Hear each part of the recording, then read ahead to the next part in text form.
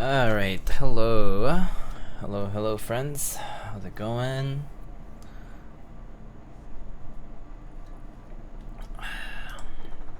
Harry Smallwood, hello. Uter Hubert, hello. How's it going? Mr. J Reggie, how are you? Dr. Killswitch, Frankie, hello. Reinfo, so many streams. Yeah, it's been just trying to clear the queue. I got some other stuff going on and I just want to clear the queue so I'm not have too much stuff to juggle. Scruffy Marks, hello. Late night, yeah.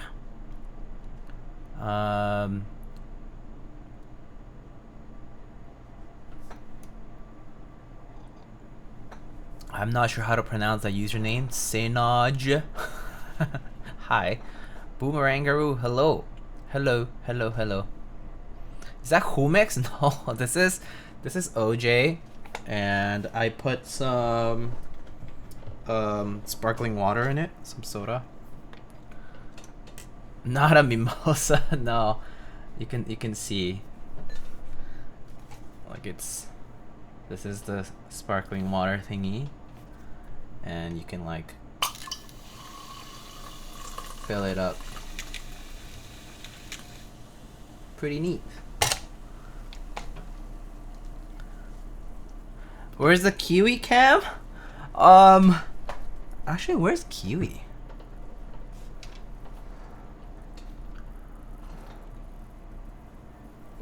Where's Kiwi? We getting into sparkling water hobby? No, not really. Let me bring Kiwi. I think some people are gonna be in ads now, so let me bring Kiwi in the meantime. I don't know where he is. Kiwi. Oh, where'd he go? Oh, hey.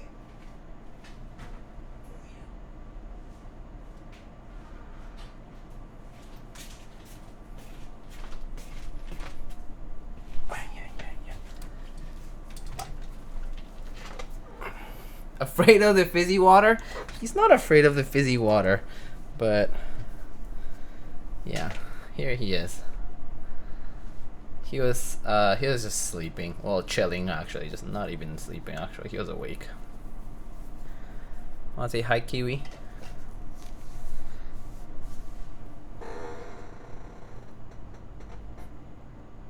Got anything to say? Say hi to the people. How old is Kiwi again? He is 6 years old. He's sleepy, yeah. Oh, good boy. Mr. CEO. Mr. CEO himself. He's so handsome. He's very chill. He's very cute. Kiwi, you wanna do a typing test?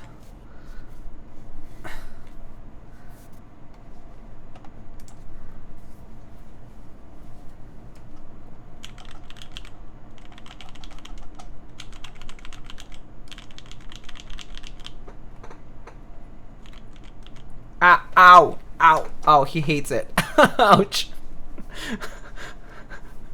He wants to bite me. Okay, he's about to scold me now. Sorry. I'm sorry. I apologize. Keyboard disapproved? No, he just disapproves of me.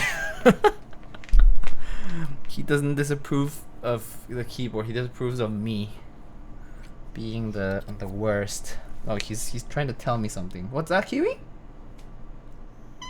I know. I'm so sorry I made you do that. Yeah, I'm sorry. Oh, sorry. I'm sorry. Yeah. Oh. I'm sorry, Kiwi. I abuse my privileges. Yeah. Okay. Okay, now he has a lot to say, so I'm just gonna let him hang around and say stuff. But, yeah. Aww. Okay, fine. Okay. Yes, I'm sorry. You deserve a treat, right? Okay.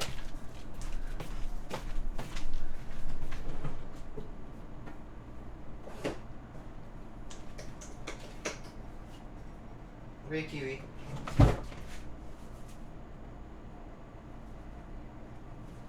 Good boy.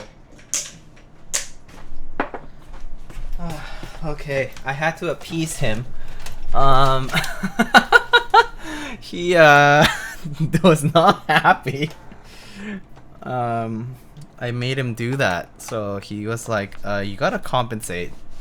Where's my pay? Where's my pay cut here? Where's my share?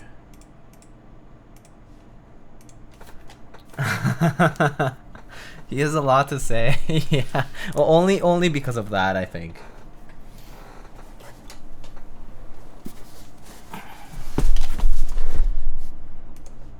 What do you make him do? Made him type on the keyboard.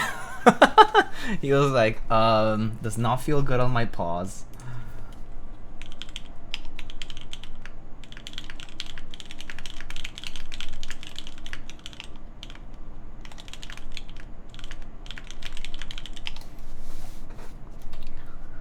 Get scolded, yeah.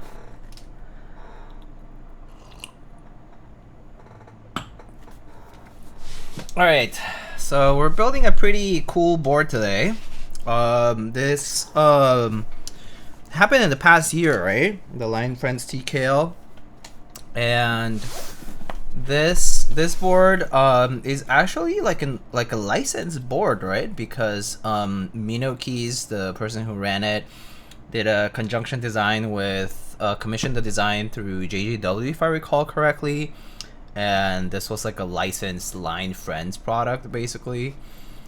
But yeah, really cool. I didn't get into this buy, but very cute.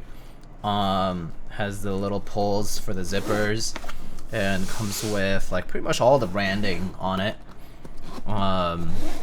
Is this song a cover of a song? I don't know. Might be. Probably. I don't know. I actually am not listening too closely to the music right now, so I didn't pay attention if it was a previous song. But yeah. But it's a JJW board, basically, commissioned by Mino Keys. And it comes with, let's see, let's open it up and see what's here. So we have O-rings. Let's see, we have an accessories bag here. Got an O-ring. We got the daughter board, so it's a daughter board based PCB.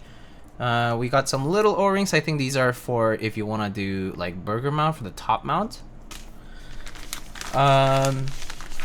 We got bump-ons and a sticker.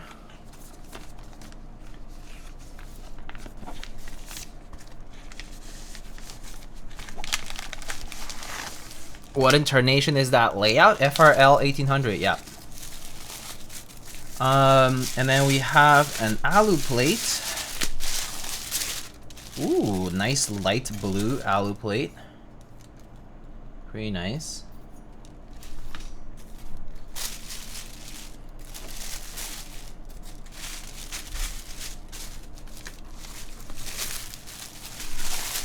Yeah, it looks like it's 7U fixed and ANSI. We got our PCB here. Haven't opened it, so haven't tested it. We'll test that. Who made this? Who made the PCB actually? PCB designed by Studio Orchestra. Oh, cool. Studio Orchestra is the folks who did the new, right? The new, and then they were going to run a different board called I think Troublemaker, but didn't end up running it because they were prioritizing life over keyboard matters. But I remember they did the new, and the new was pretty popular when it ran. Very nice PCB though, nice looking. Has the line solder mask here too. Very cute. 1.6 millimeter from what it seems, with JST over here. and has the O-ring cutouts for O-ring based TKL cases like this, and it's ANSI for the stabs and 7U. Looks like it does not have LED support, but it does have 2 LEDs for the scroll lock and the caps lock, so they have indicators already integrated as in SMD LED, so that's pretty nifty. Pretty nice. SMH prioritizing life over keyboards. Yeah, imagine, right? And then we got our microfiber cloth here. Got a set of stabs. And we got our switches, some BCPs. Not sure what kind, what combination, but they just told me lubed BCPs. I imagine just like 2.5 or 32.4, something like that. And then, you know, the BCPs are like what, cherry housings with the, is it cream stems, something like that.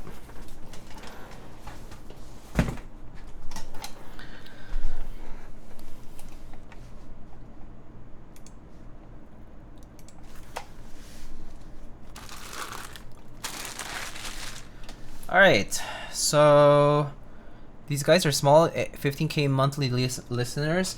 I think also a lot of Korean indie music tends to be pretty small scene stuff because it also doesn't really go outside of Korea too much. So it kind of is not as like widely streamed on like Western platforms.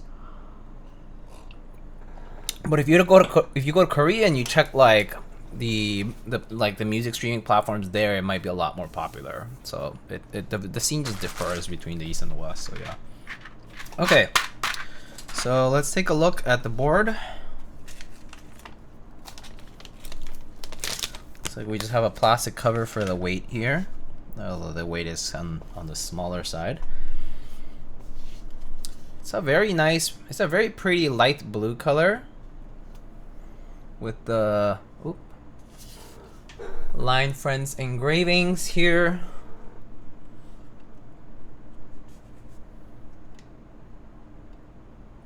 Very cute. Standard 3M bump-ons. Has this sort of like island making kind of profile here, so it kind of sits on this shelf. Sort of kind of like the, maybe like the Kiko #1 is sort of like this, or the Cam C225 is sort of like this. And it looks like we got a design where the top piece goes all the way around, all the way to the bottom, and therefore the seam is at the bottom and it's seamless on the sides, except for, with the exception of this polished stainless steel weight or accent that appears here with the Line Friends logo in the back. It's a centered USB-C port, and if I recall correctly, this is top mount and O-ring mount for mounting. But pretty cute. This is a very nice looking board. Really lovely color. I personally think if I had like been in the buy, this would have been an excellent color to pick. I think I really like it. So let's go ahead and just give the PCB a quick test and move on with the build. Maybe I'll install these bump-ons too while I'm at it. Yeah, and not to mention, it's like the IP itself is very cute on Line Friends, so yeah, it's just overall a very nice design with very cute engravings and, you know, design images. And, you know, it's like licensed, so it's all legit and it's all good. Really cute, really nice. Okay. So bump-ons.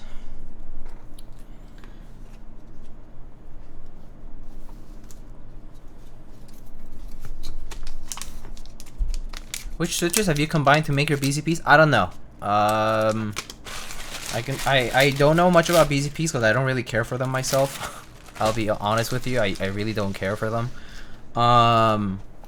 But looks like these are cherry tops with, I don't know what these bottoms are. These bottoms don't look like cherry.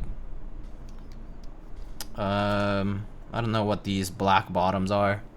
They have these black bottoms with gold spring and looks like a TX film, clear TX film, and that's a cream stem, I assume.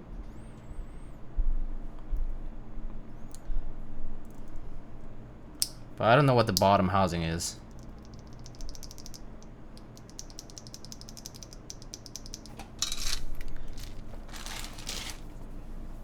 H1s? Oh, maybe that's what it is. H1s. See, that's how little I know about BZPs. So you can imagine. I really don't care too much for a lot of long pole switches in general. So, yeah, that's probably why I just don't know much about it. Okay. Wow, we got a pretty big shrink wrap on this. Heat shrink. Let's see, plug this in here. Looks like just a good old either STM or Atmega controller.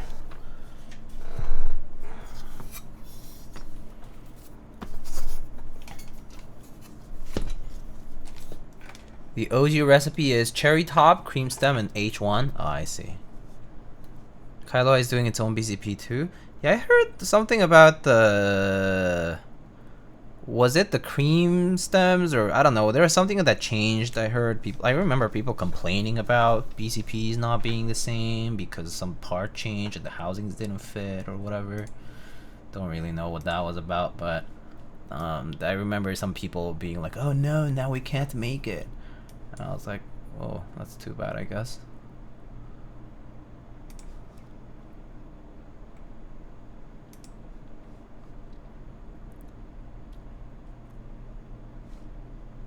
Hellbent, what's good? How you doing?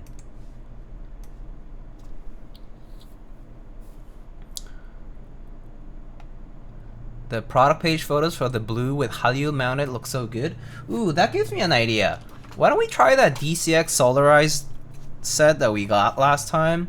Because I never got to try that one, and it probably will look good if it's like a dark blue on this, right? Because Hallyu is like a dark bluish sort of set with like a lot of color. That might actually look kind of nice. Alright, let's just double check a few things. Just need to check that, like, just a few of the keys work.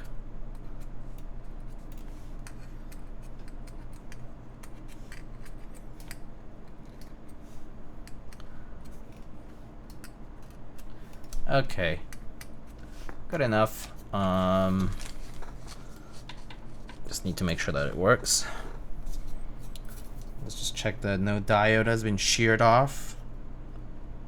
Looks good though.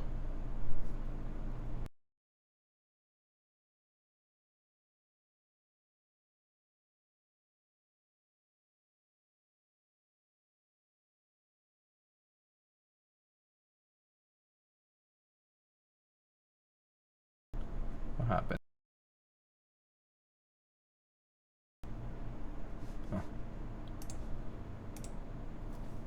Alright, cool. I forgot to test my PCB when I built my board. Oh, really? And what happened after that?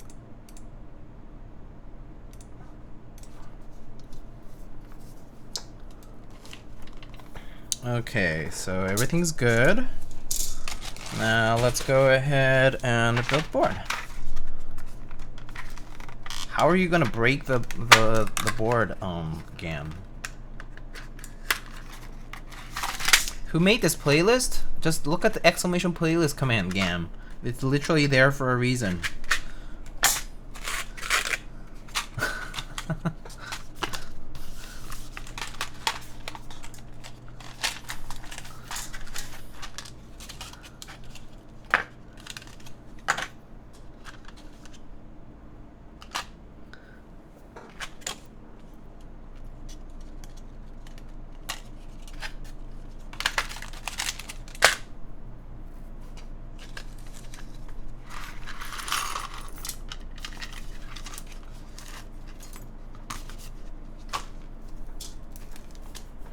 Okay. Let's get a piece of foam here.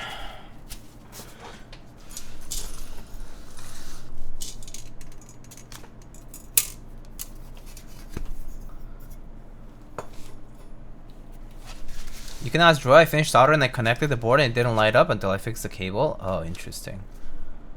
I found that I angled my cable too sharp. Huh. Angled your cable too sharp? Was this like a fixed cable? On the board, or was it like just the daughter board wasn't mounted correctly, or if it wasn't the daughter board, then how so?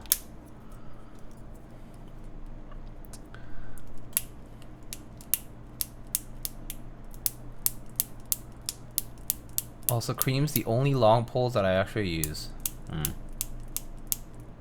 That's fair. I do enjoy some long pole switches in some boards like this. It sounds pretty good, but still don't use them on a regular basis. So. It was like a 15-degree angle from the negative x-axis. What the? That's crazy, Gam. You like angled it like this? That's crazy. Why was it angled so steeply? What board was this? Yeah, I'm more curious about what board this was. How come this happened? I feel like keyboard kits are fairly straightforward though. Maybe it was just a part.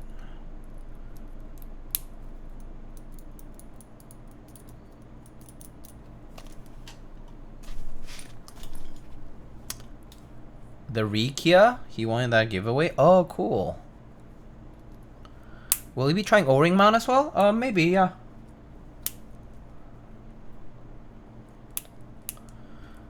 It's just not pulling my cable. Huh.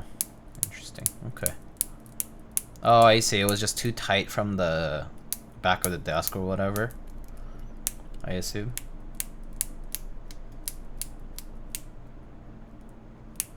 I'm just surprised to hear this.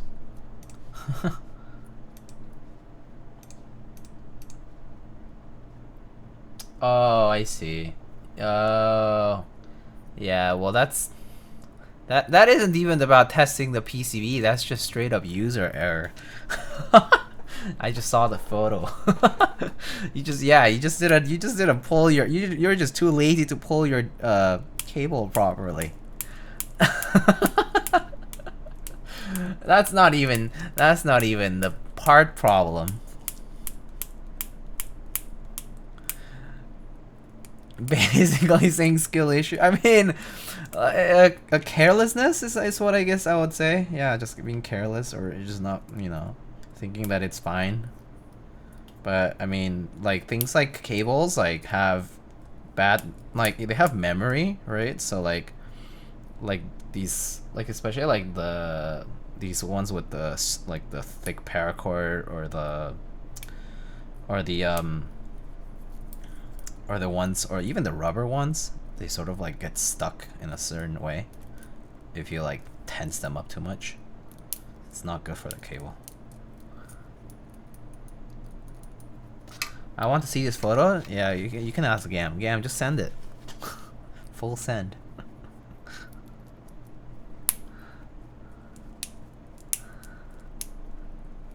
I'm a fake enthusiast. I'm so good. Washed. Send in lightning cord? I mean, just send it to DM. That's fine. Don't have to publicize your mistakes. Kind of embarrassing, you know?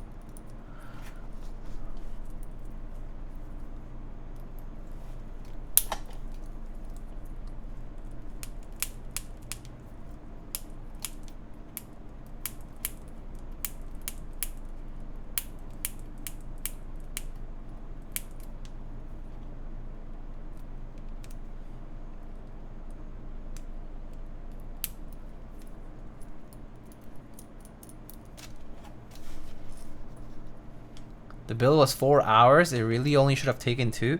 I mean, it takes me like 2 hours to do a build, but I mean, like at a certain pace, I guess. I think if I do it really fast, especially like when I do things offline, it takes me much less. But yeah, I mean, builds normally take a couple of hours. I think that's normal. I mean, taking you 4 hours is fine if you haven't built one for a while and whatnot, and you're like double checking your steps. That's fine. It doesn't really matter how long it takes you, to be honest,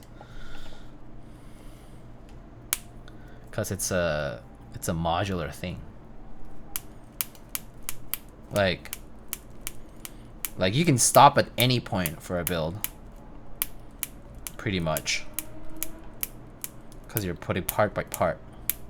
Like nothing is hinging on you doing it on a certain timing.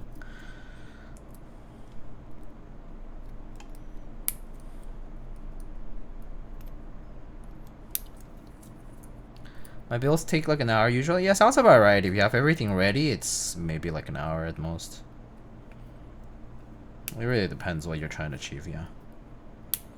Or if you're experimenting anything or don't know about something, take a little longer. Finally got good stats for once too, thanks to Drua. Oh, nice. The feeling when you haven't built a board in a long time, forget which hole to put your stabs in. Yeah, like this happens. When I first started my first year, I made so many mistakes, like forgetting to put stabs, or like, yeah, like inserts like wrong direction, or like, you know, just like basic things that you're like, you probably shouldn't make a mistake with as much, but it just happens because you just don't do it often. It's just normal.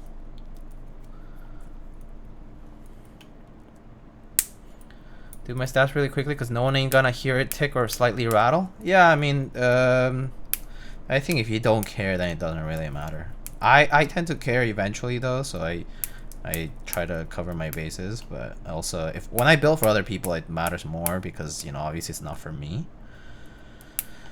So I don't know how sensitive people are. Like, I have to be honest. I've had some clients who are very sensitive about their stabs or like whatever, and I get it if you're especially paying somebody to do it, but also I have also had some people tell me like, oh, this is like ticking or whatever, and I'm like, I couldn't really hear it, and like you can ask a friend and see what they say, but like if you have a problem, I guess you can send back the PCB and I'll redo something. But yeah, I've had the thing where like one time like they like recorded it and I was like, I can't hear it. But it happens. It's just everyone's different in that regard. Alright. I wasn't sure which slot to put my switches in for the spacebar, so I just placed and tested with a keycap. Yeah, that's the easiest way to make sure. Gotta fix my enter key on my feel. It's like sluggish and scuffed. Maybe it's the orientation of the plates and stab, perhaps. That happens with universal plates sometimes. North facing, south facing, that kind of stuff. That would be probably the first thing I would check, because you said enter key. Because enter keys can come with north facing or south facing.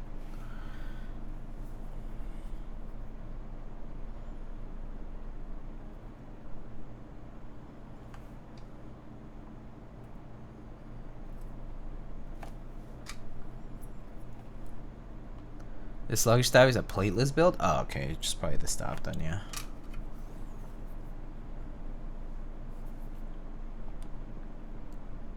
Oh, at least it's plateless. So easy to replace then.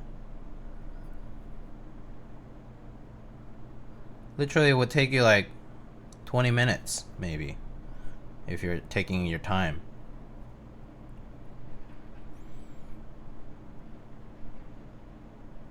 Just one stab, and all you have to do is just take off the build. Take off the keycaps around it and just replace it. That part is nice about plateless and tray mount.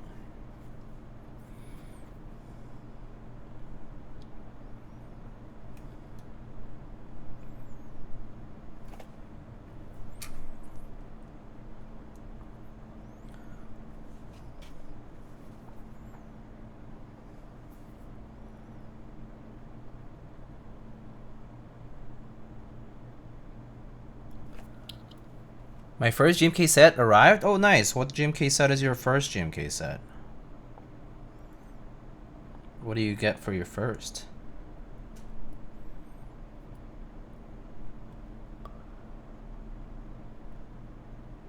Oh, 8008. That's a nice one. That's the gray and the blue. That's nice.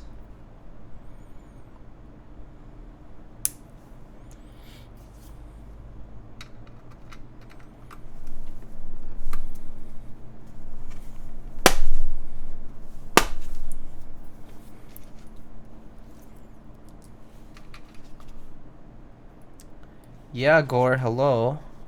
How goes it? I really adore the look of this board. It's just so cute. Yeah, I agree, Puka. It's so cute. Honestly, when it ran, I was really tempted because it was so cute and the colors look so nice. The design itself is also pretty clean, and so I don't know, very tempting for sure.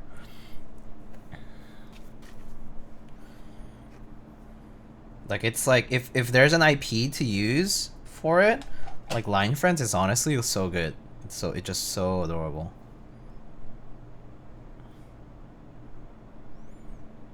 It's not very over the top, which is nice.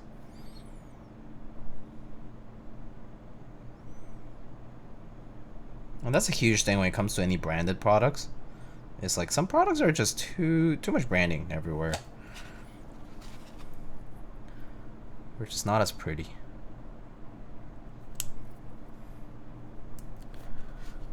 I can't recall which one my first GMK set. It was Future Funk. Oh, Future Funk is a nice one. I wish they would rerun Future Funk. Yeah, Future Funk ran through TKC, right? The key company. And then it also had some kitting problems. And I remember they had to do some fix kits or something like that. Like, it needs a rerun, but it needs to also be mended. Like the kitting and other things. There are problems with that whole run. I actually did not purchase Future Funk on the group buy. I purchased it in the aftermarket. It actually cost me a decent penny when I did buy it. But it's a nice set. But I didn't like the kitting on the set. Could have been a lot better, but you know. One of my first was the Ultra 5. Oh, really? Now, the Ultra 5 ran in 2020, was it?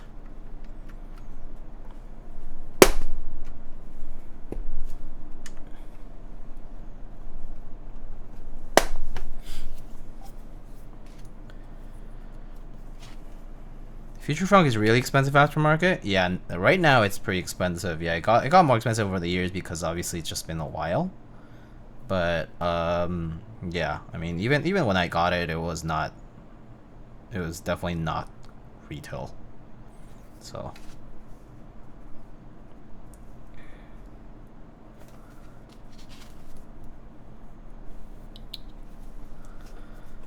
Stu says I need a rerun are Burgundy and Carbon. It's I genuinely find it so I kind of find it funny. As someone who literally has seen Carbon run 2 times with a large amount and Burgundy also 3 times with a fairly large amount, when people are like, oh, they need to rerun, I'm like, wow, but they ran so many times. But actually when you know, obviously when you think about the actual years that they ran a while back, but and so that means like you might have missed when a lot of people were in the, like, you know, had gone into hobby, because a lot of people got into hobby kind of, you know, in the pandemic, right? In the pandemic years when things kind of like exploded due to work from home and other things. But it's just kind of funny to look at it this way. When I hear, I'm like, yeah, but it's a set that ran like multiple times. But it's expensive aftermarket, yeah, because these are I mean, these are sets that are very, very like versatile. You know, like they're pretty classic colorways in the sense that they have some kind of versatility, and they were popular when they first ran too. So like people have kind of proven that they are tried and true kind of colorways, and so yeah, usually a lot of that kind of stuff is the ones that people ask for reruns, right?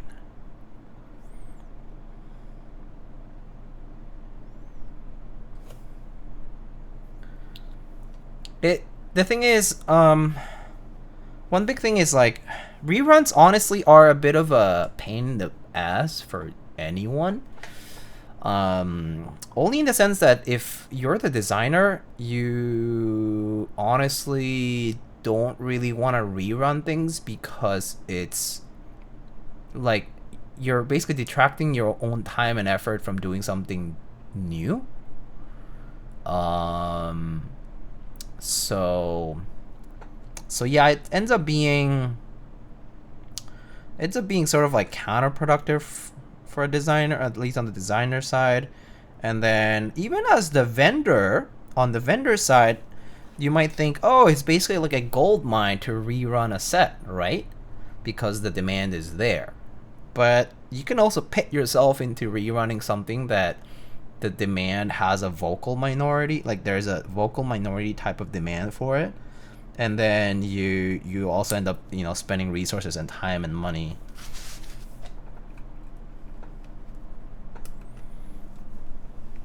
So it's a bit of a it's not always as simple as it seems. It's kind of like what I feel when it comes to reruns.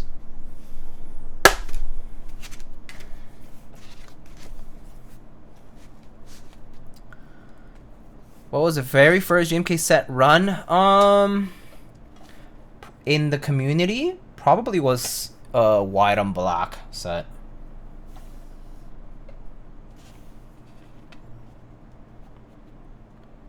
Is that part of the vendor understanding what the market wants and not just allow people? Yeah, I mean that is the vendor's job, right? To be able to do the market research necessary to prove that whatever the seemingly demanded product is indeed something that they want to be supplying, right? But I think that's also part of why there's reluctance around reruns. It's like the no definitive proof, and you gotta kind of like, you know, expend yourself to figure it out, and it's like in that time you could have done something new, right? So yeah,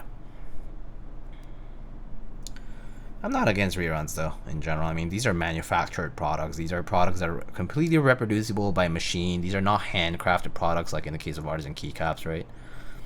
Like it's, you literally just input things, parameters to a machine, and as long as you can fund it, it's reproducible, right? So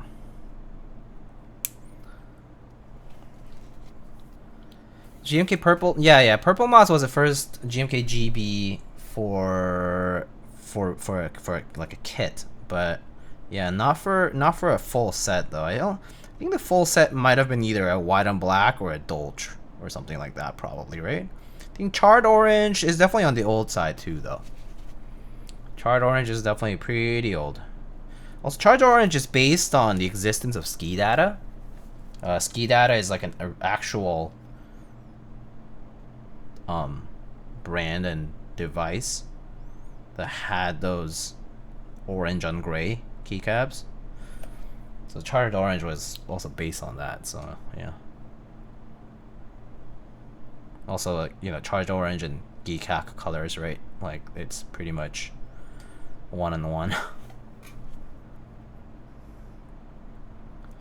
What was the most successful GMK GB? I think, I don't know. Modern Dolce might be up there. Modern Dolce round 2. I think Dots. Oh yeah, Dots was also pretty big. Yeah, Dots was really big. Yeah, Dots sold quite a lot. Mictlan also sold quite a bit. Yeah. Go ask for a free $100 from Vihesu, and he can probably supply. Cause he rich. JK. DOS was like 15K sets. That's insane. That's crazy. Okay, I see. If you want Geek Hack colorway set, there's SA Hacked by Geeks. Oh, I had hacked by I had Hacked by Geeks back then. It's a nice set. Very cool set. Ended up selling it because I didn't don't use SA as much anymore, and also didn't really care for it as much once I had it.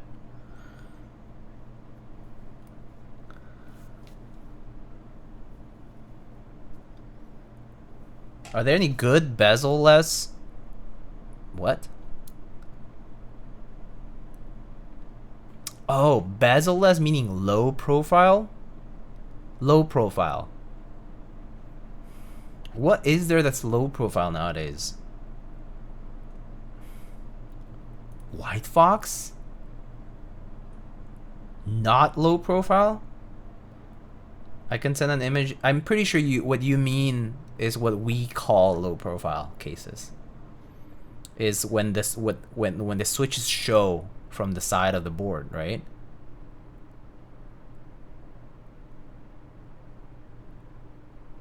Where the switches don't dip below. Yeah, don't dip below the case. Isn't that literally the definition of a low profile case now? Not low profile switches, but low profile case.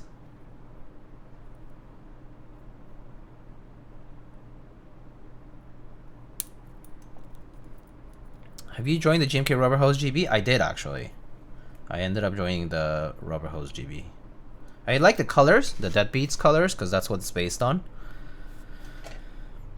He means the case has no excess on the sides. Well, yeah, you'll have to send a picture or something. I'm not sure. I'm not 100% sure. Or a diagram or something. Can't think of it right now, though.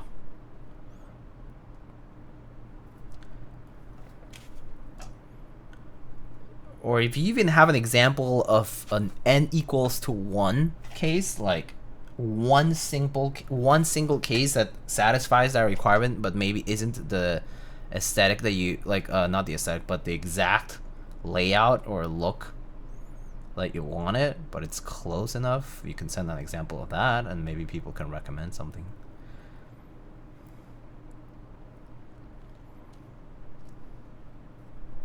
But without the Mama Day experience, yeah, I ordered through KLC.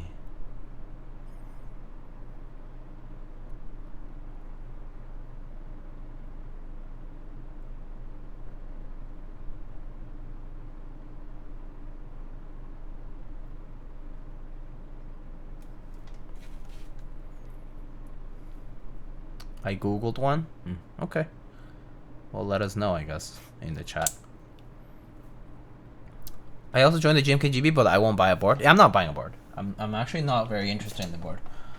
I think it looks cool. I think the backplate and all that is very nice and all, but I don't really care for the board relative to the price and the features at the moment. It's just not my cup of tea. Am I dumb? Is low profile case and low profile switches different? Yes. Low profile case and low profile switches are a complete different concept. I can explain. Don't you have a JMV2? I do. Let me show what this is about. A low profile case.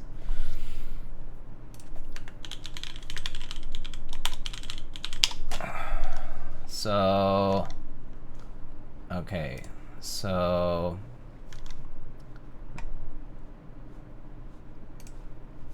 the White Fox, right? The White Fox here, right? Let me see. This is a low profile case, okay? A low profile case is when the switches are exposed, right? Because the case doesn't cover the switches. That's low profile. High profile would be basically if the case covers these switches from the sides. Yeah. And now, right? So that's low profile switches, and then low profile case, my bad. And then low profile switches is going to be like KL chalk, okay? So an example of low profile switches are these. These are low profile switches. You see a regular MX switch on the left and a low profile switch on the right, on this example. Yeah. So that's the difference. Case versus switches.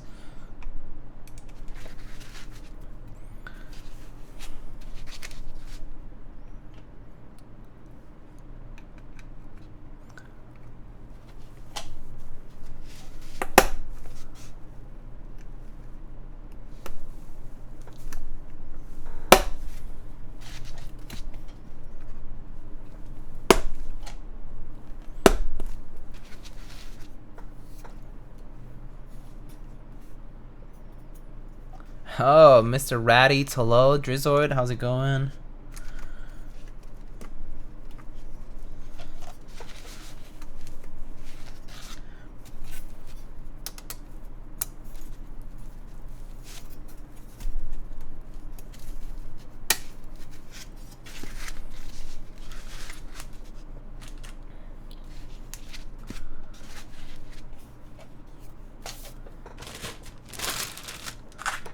Do you pray today? What are you guys talking about? The only praying I know is if you are a believer in the church of... Just kidding.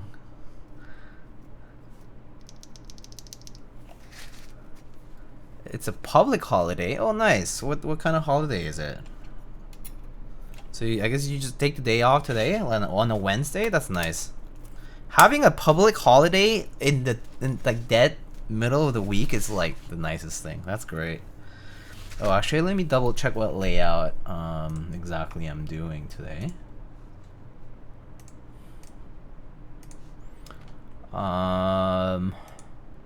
Regular caps lock. Okay, regular caps lock.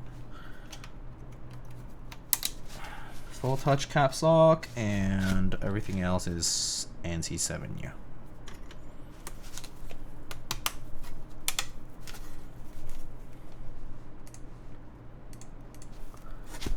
America only has Mondays and Fridays? Yeah, it kind of sucks.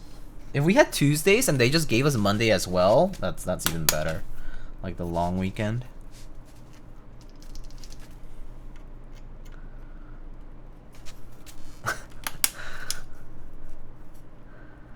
Mason, what's up?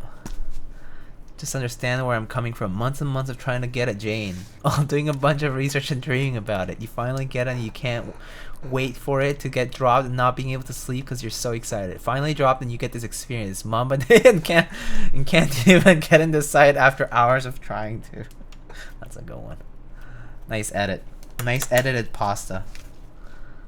Pasta variant.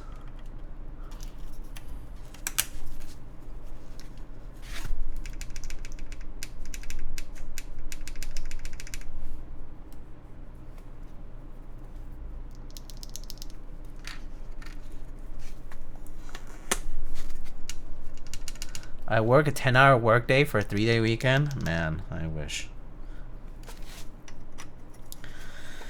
Wish we got more breaks in general. Wish vacation days were more of a thing.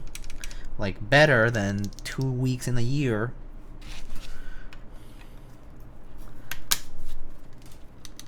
I need a new food to try. I'm feeling Korean. What should I get? I mean, have you tried literally all of the Korean stews already? Like, try all of them. Kimchi-jjigae, doenjang-jjigae, you know, try all the tang, galbi-tang, 감자탕, samgyetang. Like, gotta try all the stews, all the traditional dishes, you know.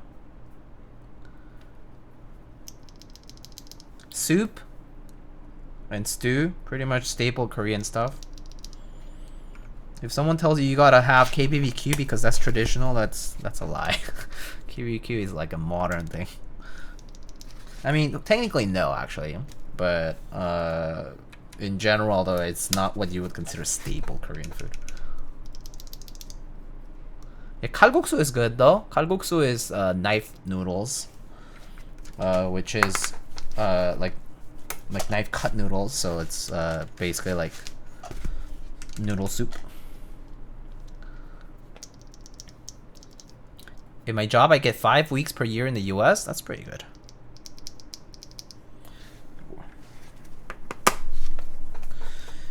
I know there's companies that have better PTO policy and all that, and there's some that quote unquote have a limited, which is a kind of a trap too. But I think the key thing is that I wish we had more free time with less shame, with no shame.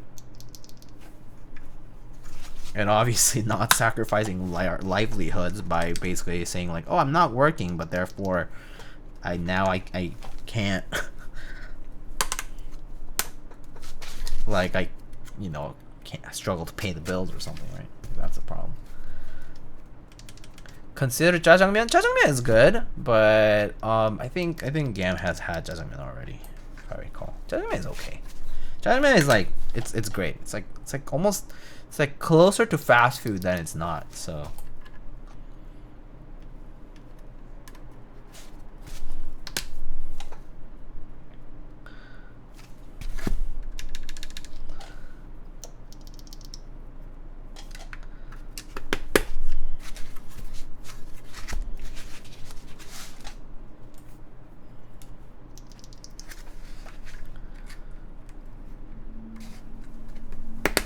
Wait, you should have honga? Ooh, that's a bold suggestion. Honga is a very unique flavor.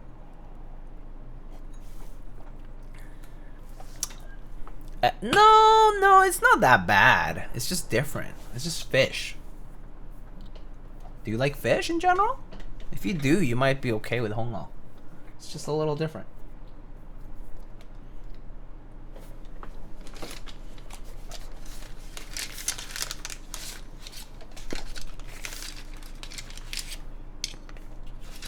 I don't really go for seafood often. Really? Oh, that's kind of sad. Seafood's so good, dude. I do find that a little sad. Like I think this was like even since I was like growing up, right? Like I always was like, yeah, I feel like a lot of people aren't really big about seafood, and it's just so good, man. Like if I have a chance to go for seafood, I'll do it. Love seafood.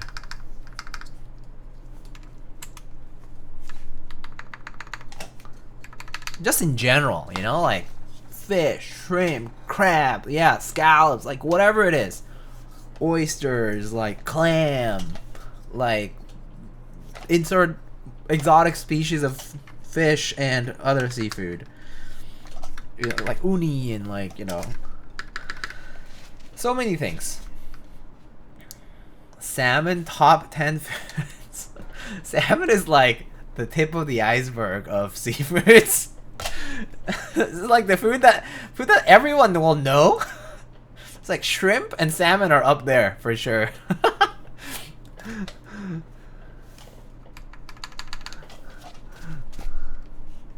Lobster, yeah. I mean, it's still good. Yeah, it's good. There's just a lot of other things that are really good too. That's all. I just feel like I mean, you know what they say, right? Like when I was growing up in Mexico, you know what they would tell us about the exports of fish in Mexico. So like Mexico is a very resource-wise very rich country, and so for example, when it comes to fishing as an industry, Mexico actually has access to a huge variety of fish because it has access to both the Gulf of Mexico, the Atlantic Ocean, and the Pacific, right? So they have very different currents, very different temperatures, and all these things, right? Different conditions in salt water and whatnot, and also Mexico has a lot of like fresh water as well, right? And so they have a humongous variety of fish, right? And other like sea species. But basically the bottom line is the vast majority of it just gets sold off. To what country? to China, to Japan, and to Korea. Because nobody else in the Western world, this side of the world, will actually take it in. So it gets exported. Most of it. But that's like the kind of like the bottom line, though. It's like that's kind of how I feel about a lot of places. Is that a lot of places have certain staple foods, right? And they have access to all these other things, but because it's just not part of a traditional diet in that particular place, it just gets off. So no one ever knows about it until you hear about it somewhere else, and then you realize that species is actually local to you. You just never knew that. But yeah, this is something I've heard of a lot. Does Kiwi love salmon? Kiwi actually doesn't love fish that much. I think he loves he really likes chicken.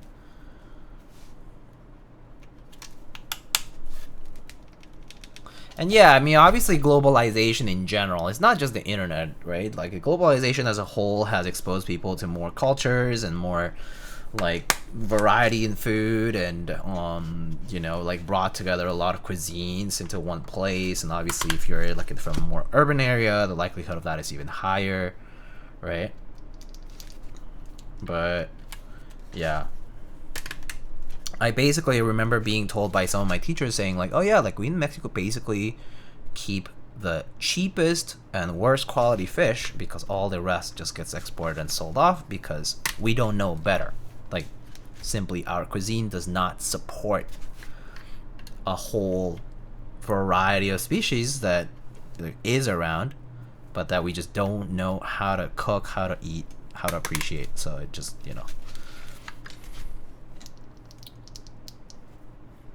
Chicken? Kiwi is a pocket tiger. I mean, cats are obligate carnivores, so yeah. But yeah, despite that, he likes chicken, like boiled chicken. As far as like treats, like sometimes he gets really addicted to like liver, like the dried liver. He really likes that. We try not to give him too much of that because he gets kind of very demanding and stuff about it. Very antsy.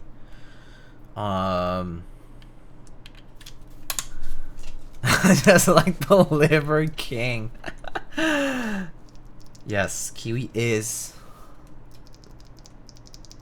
liver king. Who loves abalone? Oh, abalone is good. I haven't tried it as like I haven't had it more than a few times, but abalone is delicious.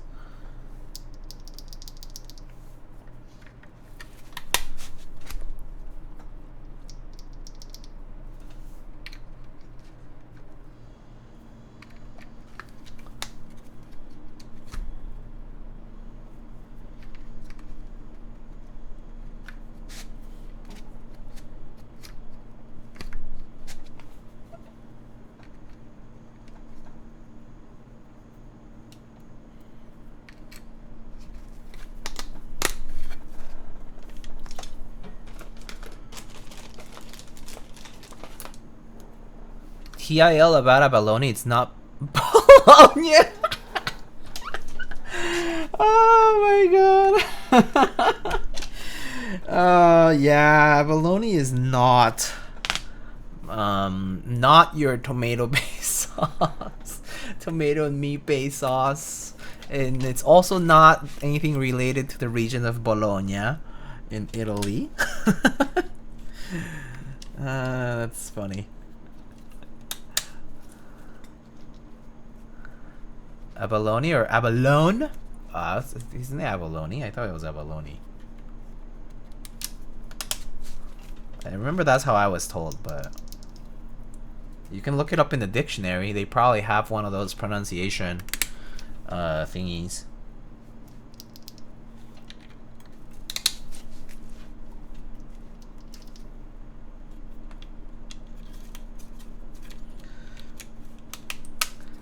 You know, like when I don't know, at least for me as a kid, you know, I really looked up everything, right? Like I looked up things that I didn't know, and I would look up things like, you know, meanings of words in a dictionary, right? I would be like, oh, Merriam-Webster, Oxford Dictionary, and things like that, right? And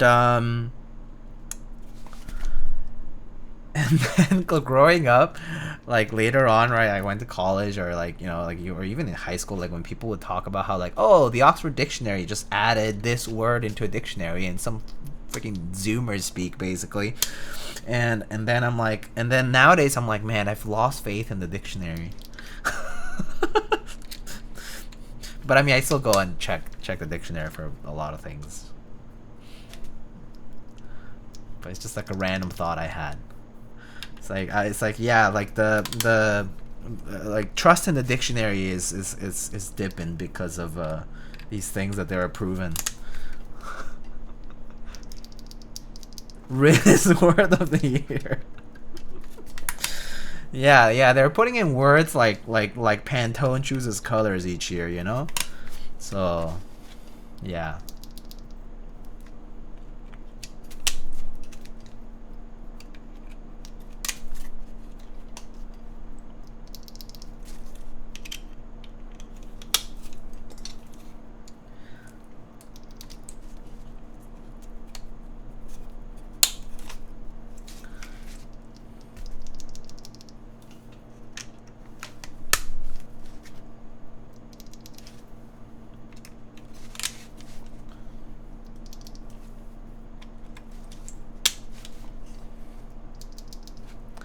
So many Gen Z slang is just ripped from black culture and misappropriated. It's pretty crazy. I can't say I'm too surprised about that one. But then again, a lot of slang in, like a lot of new slang, quote unquote, in general is, you know, derivatives of pre-existing things, right? So that's not too surprising.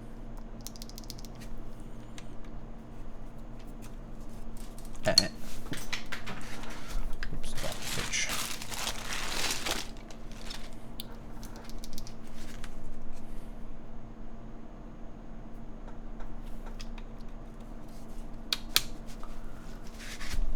Because white people have no culture. Oh yeah.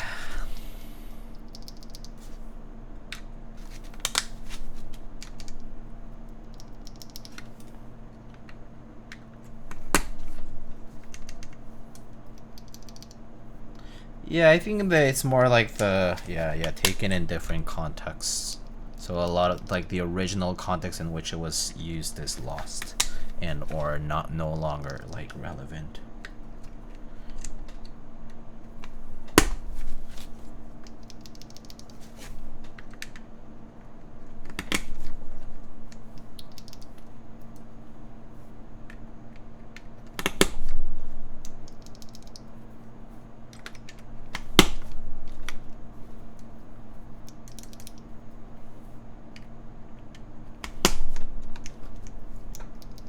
But this is like literally every generation.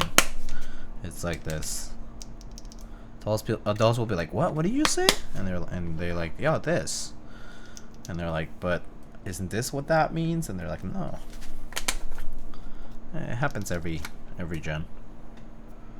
New words, new slang.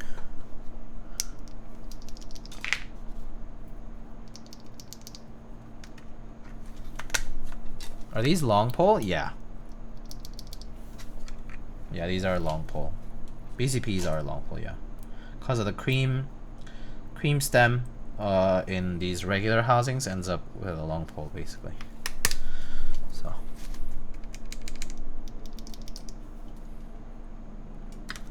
Woke is one of the words by far. Used to be one of being aware of the race divide, but now it's just a catch-all phrase of anything progressive. Yeah, that's true actually. That's a good one. That's definitely been misused.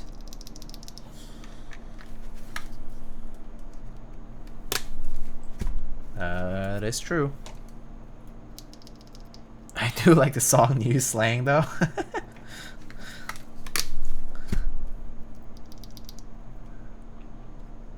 Switch modding is the furthest I'd ever want to do in this hobby. Yeah.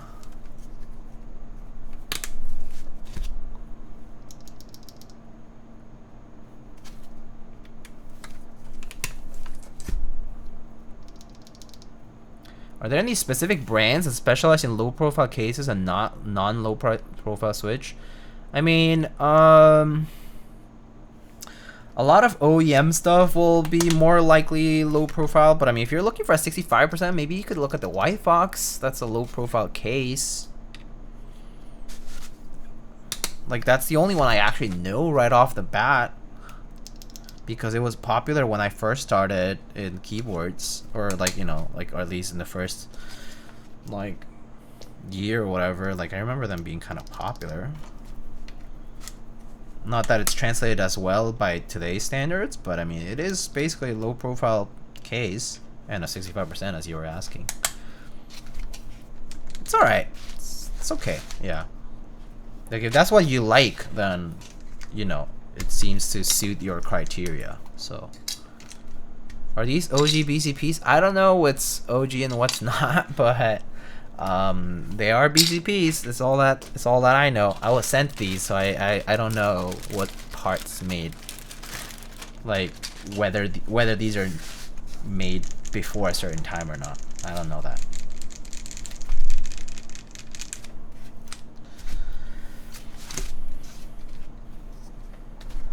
Get a gone? I mean, fair, except where are they gonna get a gone? In stock.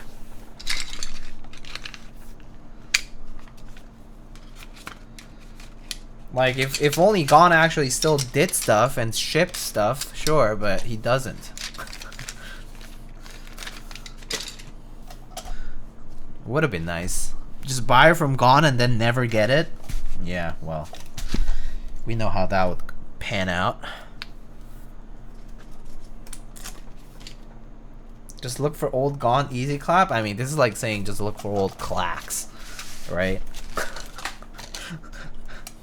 just look for it.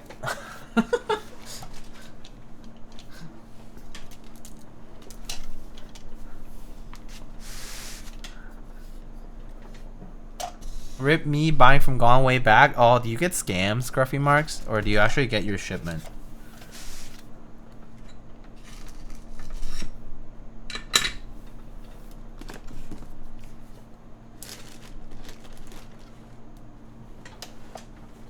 Scammed? Oh no. Then again, not surprising, because it's exactly what happened with so many people, right? People order and never got their thing. Specifically from Gone at a certain point in time.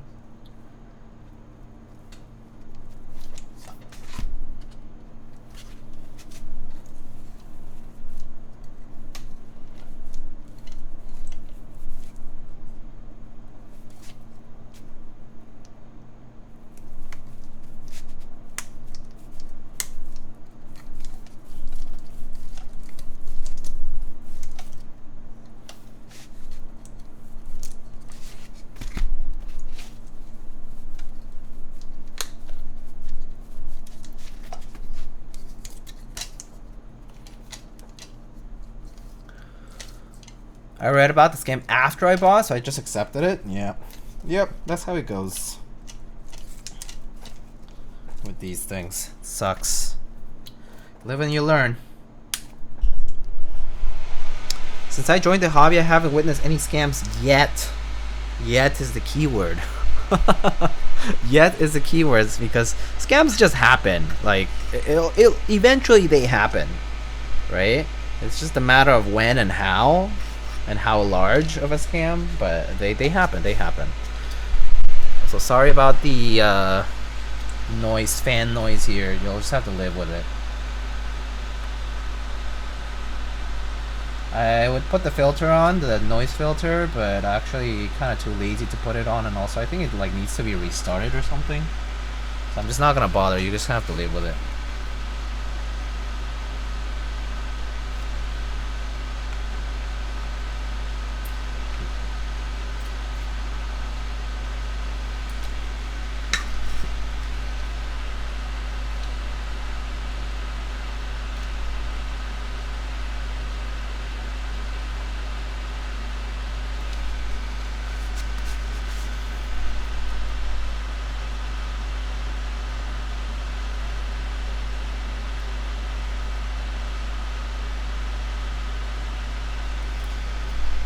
I almost bought a Kara R2 though. Glad I dodged that. Oh, nice. It's unfortunate because the Kara R1 actually did ship, right? But yeah. But I guess it all just went down at the wrong time, I guess. Or, you know, at a tricky time. Sucks. Petrichor is 230 US. Yeah, it's pretty crazy. I saw that announcement. I was like, wow, they actually hit lower than their target. That's pretty crazy.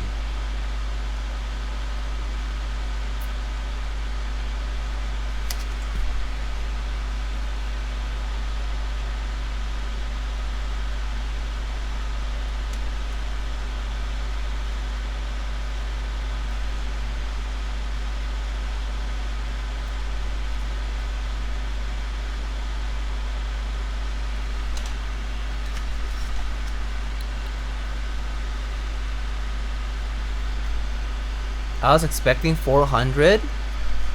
Yeah, I have to say, Petrichor, the size of the layout size, honestly, would probably warrant like 3.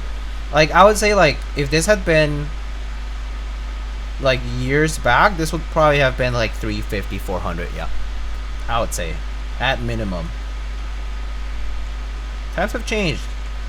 It probably has to do with just the fact that there's so many different manufacturers, and also just like very competitive pricing across the board. So like, despite the design being simple, they're also making concessions here and there to make sure that the price hits that mark.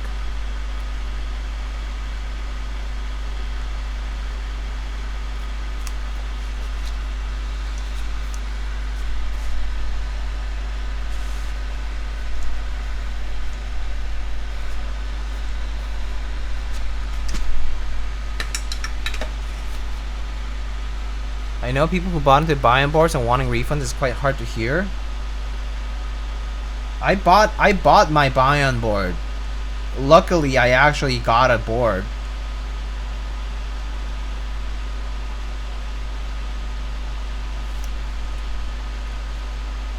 It wasn't cheap, the board itself, I guess.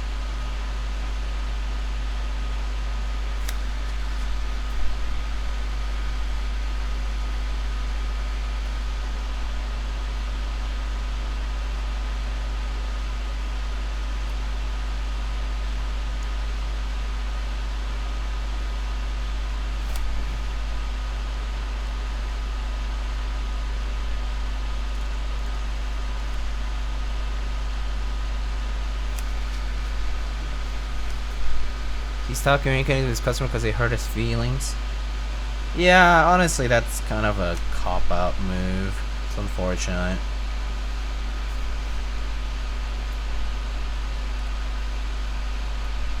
Like, yeah, I mean, if you're in that kind of precarious position, why do business? But I guess in too deep and too deep, too difficult to get out. And to make reparations, so to speak. How else is he gonna pay off those refunds? Take a loan, maybe? Already has one, right?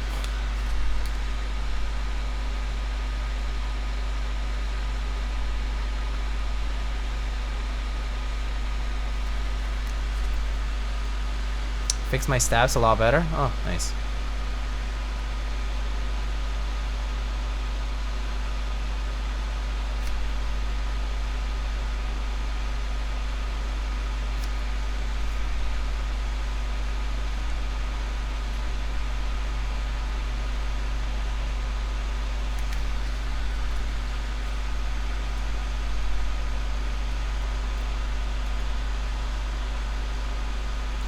Losing the money through Stripe? I don't know what the story behind that is. Or actually, I'm not sure if I'm catching what that means. How did he lose money through Stripe? I mean, aside from fees.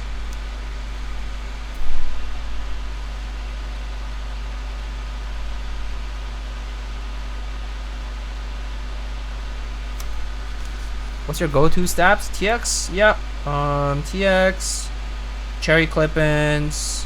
Still use Durox screw-ins sometimes. Stabies sometimes. I don't have any Zeal stabs myself, but there's people who buy them and I've used them and they work fine. Yeah, any of those are fine. I've heard good things about the night stabs. Haven't really tried them myself, but don't really like. I have enough stabs that I don't need to buy any new ones, but I'm sure I would trust people's opinion on that. Surely they're fine.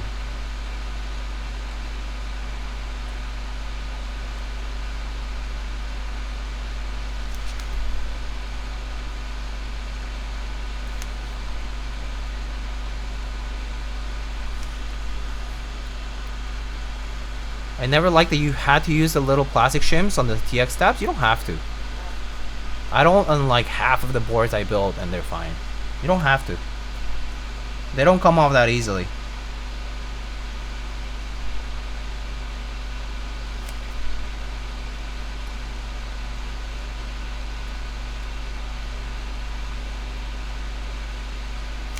It's always been optional. I heard from Yuri that night stabs have an unreal amount of wobble. Oh yeah? Okay. Well, good to know. I mean, I honestly don't know. Haven't tried them yet.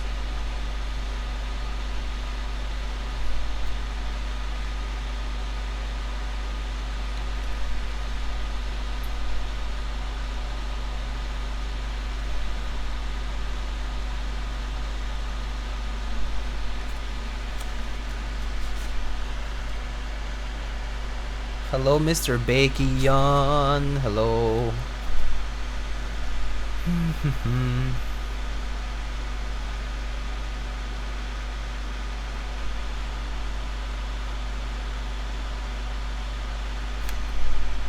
How are you doing?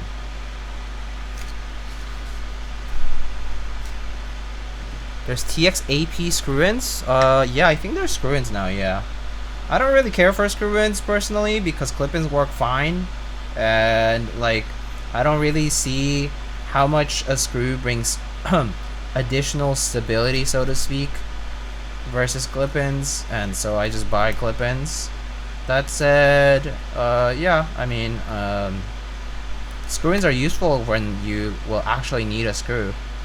Like, in certain positions for, like, for example, like, left spacebar key on Alice layout sometimes needs a screw in mandatorily, or in a mandatory fashion. But I feel like, yeah, clip-ins are fine, so I just stick with clip-ins. Don't you use screw-ins for plateless builds? No. I don't have to. You don't have to. You don't need screw-ins for any build in particular. Other than, yeah, pretty much when there's like overlapping holes, like in the Alice left side spacebar, where you can have 2U or 2.25U for that key, and the holes overlap, so the clip-ins clips don't clip, so that's why you use a screw. But for plateless builds, no, you don't need screw-ins. I mean, you just don't pull hard that you take off your stabs. That's as simple as it is. Like, if you're using too much force that you're pulling the stab off from your keyboard, probably, to be honest, probably skill issue. You can just wiggle and finagle it carefully not to do that.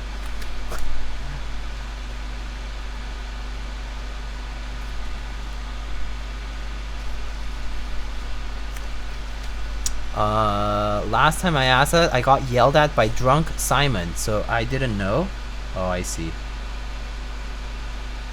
Simon gets drunk on stream often? That's fun.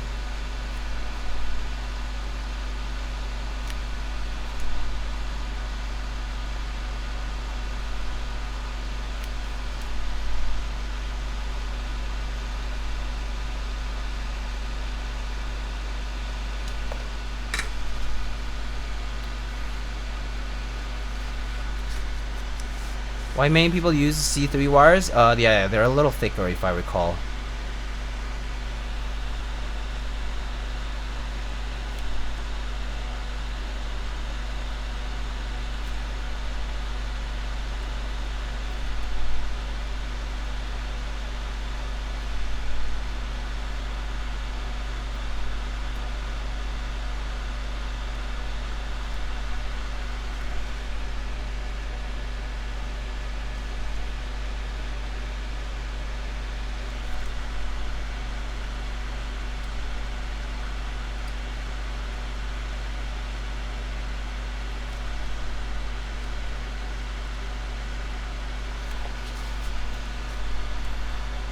But personally, I still haven't been convinced enough to want to use like C3 wires for, let's say, like cherry clip-ins, for example, or something like that, because it's just an additional expense that I feel like you can just mitigate by just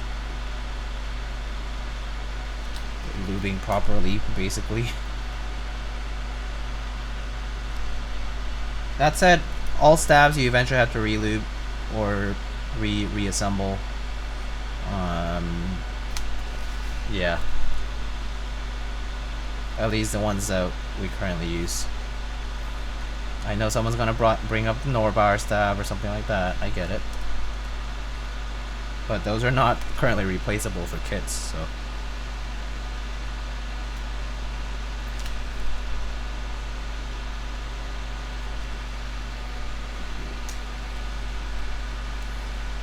It brings me tremendous joy only having to pay like $4 for a set of cherry clip-ins. Yeah, that is true.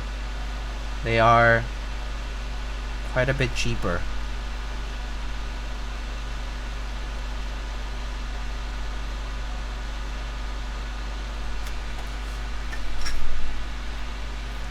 I will drop 100 on Norbauer stabs.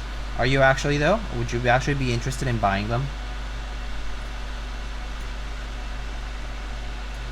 Who knows, maybe Drua will. Is Drua not online today because he finally got enough shit that he was not enjoying his cruise?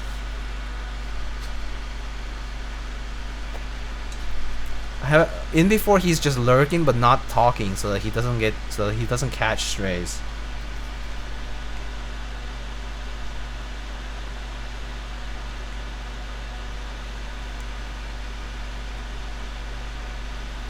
He actually wants them. You mean the Norbauer stabs? I know he does, but sure, like you know, this is the same thing as he said he wanted stabies, but he never could pay $20 or whatever to get some. So him wanting Norbauer stabs means he will never pay for them, ever.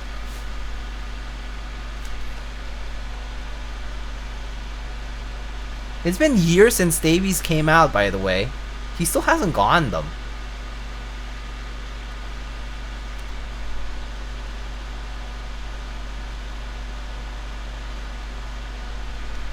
Years.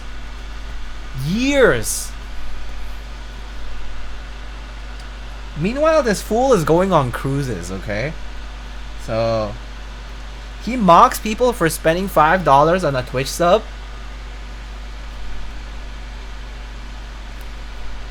And this MF is going on cruises, okay?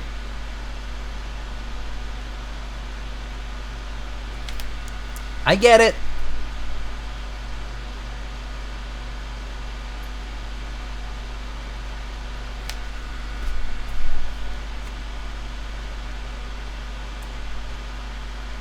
Man, the heat transfer on this PCB is kind of slow. It takes a while for the solder to form the joint.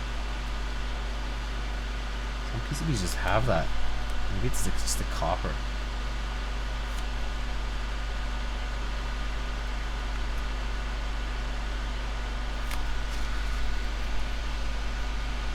The only instance of full PC switch sound and deeper I have encountered with Aqua Kings because they're horribly overlubed. Oh.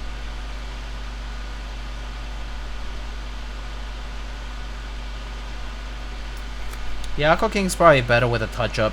Can't use them stock, really.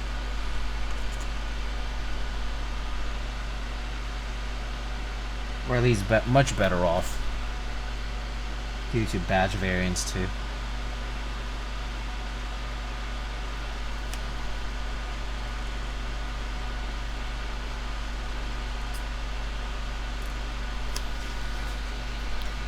Speaking of soldering, realized way too late why I kept having solder splatter. It was about the size of the iron tip. Oh, yeah.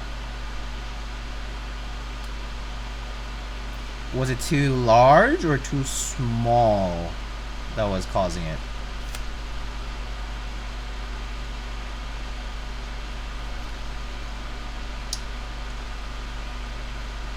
Soldering is all about heat transfer.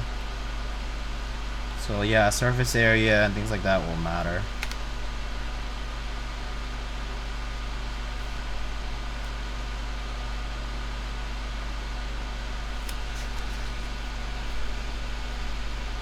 Your tip too big.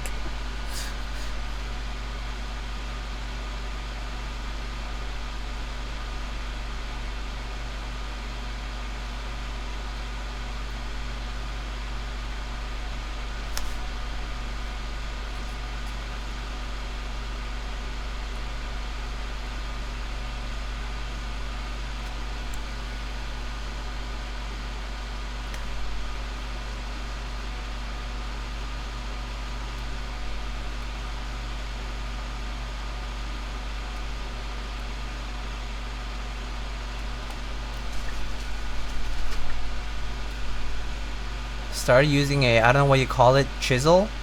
This was the same size as the pad. Boom, no more splatter. Yeah, I use a chisel tip. Yeah, I don't have the conical tip that the stock ones come with. Better surface area for the solder to first plate on the iron tip, and then heat transfer is a little wider. So yeah, it's probably that's probably why it doesn't splatter. Like, splatter is probably due to heat transfer being too acutely, like, happening in very small areas very quickly or very suddenly. So it's like particles getting thrown off.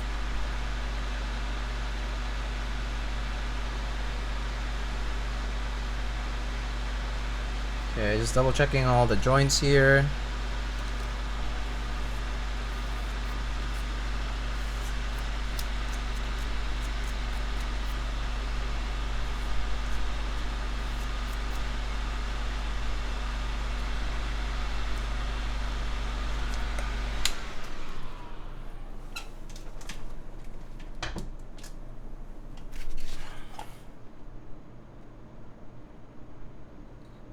I mean, it's kind of a circle, right? With switches, people come back to Gateron and Cherry after they've tried everything else in the block because they realize they're actually okay with it.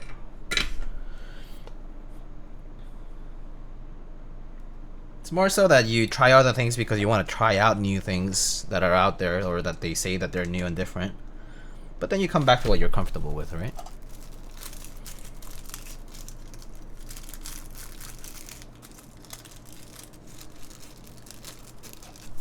That's all.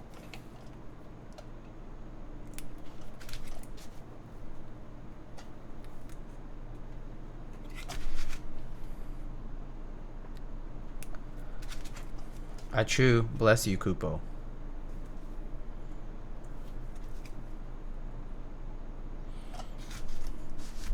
Drock palms for me, everything else is just dirt. That's fair. Yeah, they tweach their own. Sometimes I just want attention. Who doesn't?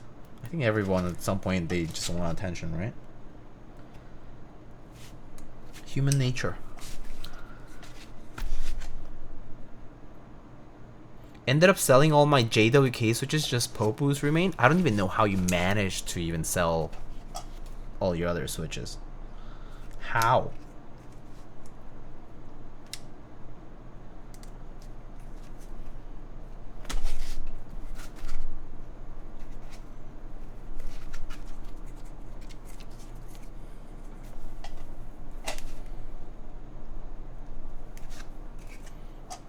friends.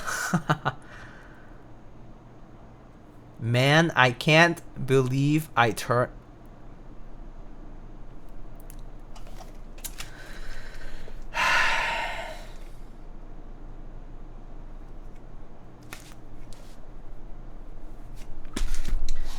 Man. Fuck.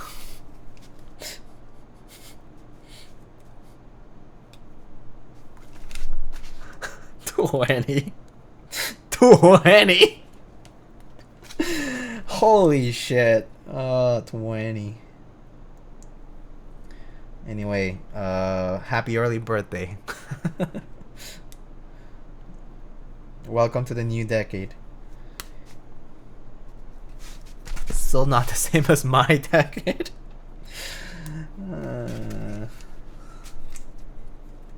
Sheesh.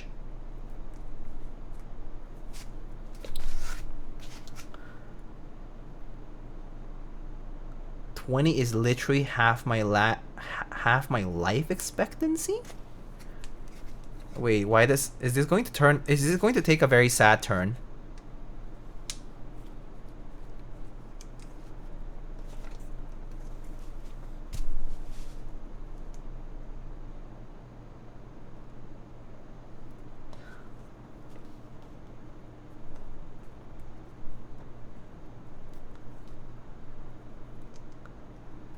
Nah, it's all chill. Okay.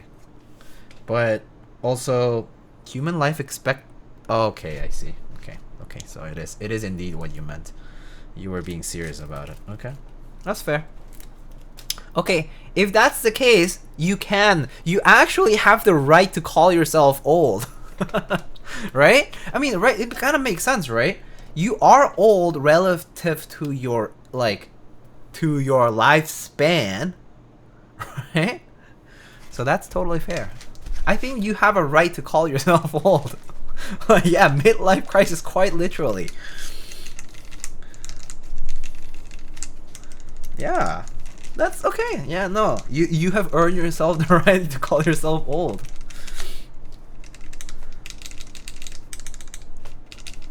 Okay, everything looks good. Before we put the board into the assembly into the case, let's just test the switches. And me, I'm just old. I mean, actually, I don't know, my viewership, I think people in the chat here are kind of all over the place. We have some older people, we have some younger people, we have some people like kind of like young adult-ish. Right, like I'm in my 30s, but other people might not be here, so I'm 60. Okay, buddy, very believable from you. No way. You're 30? I'm 31. I turned 31 earlier this year.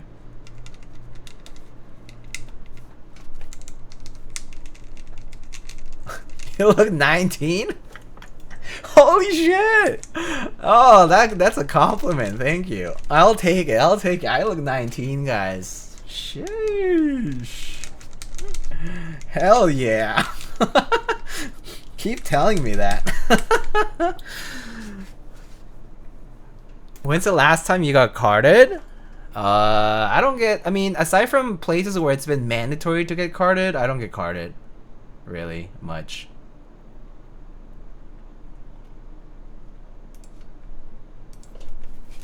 When are you turning 20? Oh man, I wish.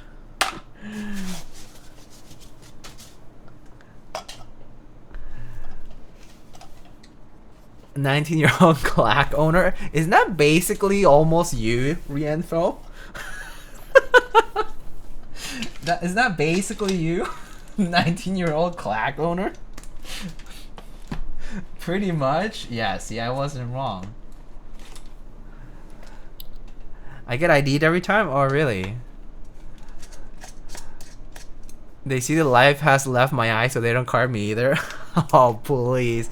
I bet Koopa is like the nicest, most chipper and dapper, great looking dude out there. But also I won't believe it until I see Koopa in person at a meetup.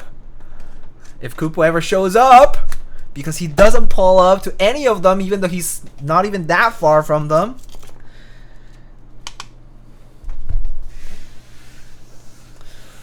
Grrr. Koopa does not show up.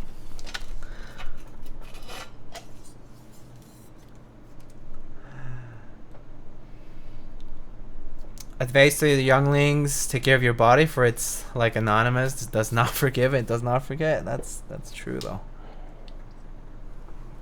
That is very true. Oh, I still have some. Oh, I do think I still have some water.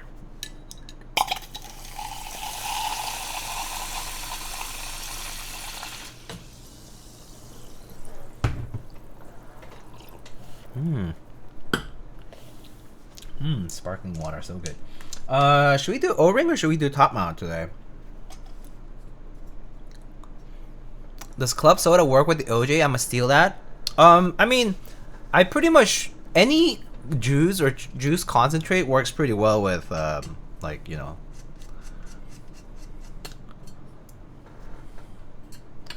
Top? Okay. Alright, top first it is. We can do O-ring afterwards if you want. Let's do top for now. Should we use top with these little mounting like burger mount kind of thingies, or should we just go with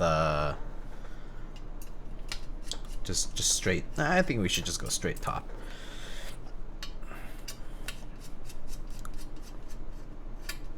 None of that O-ring thingy on the screws. See how it goes. What keycaps are going on? I was gonna try that DCX Solarized Dark set that we got because I think Jay Reggie mentioned earlier that he really liked the Hallyu photo or render that was on the Line France TKL page. So I was like, oh, actually that kind of blue would probably be in that same vein. Might look nice. So I mean, we can try it out. If it doesn't look good, we can switch it. But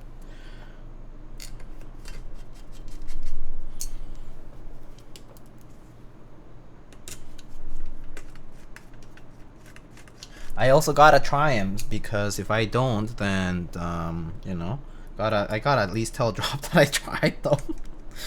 I checked them out, but I gotta try them too.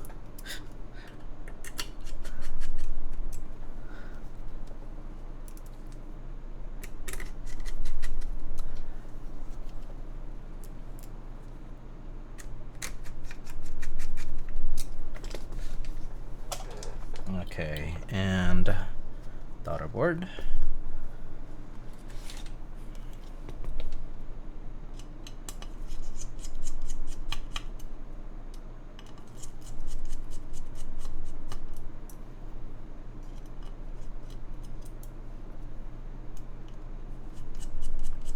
I think Solarized Dark will look nice with this because this blue is also not like a, it's not like a faded sort of blue, as in like it's not like,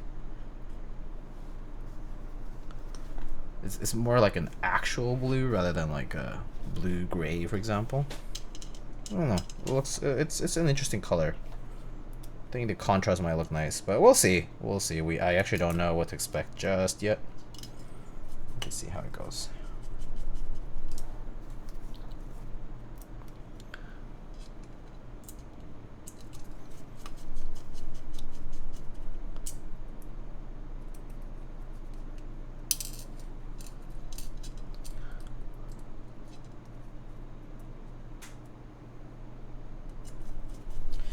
Honestly, eating well, a lot of eating well is also eating less. A lot of people eat quite a lot.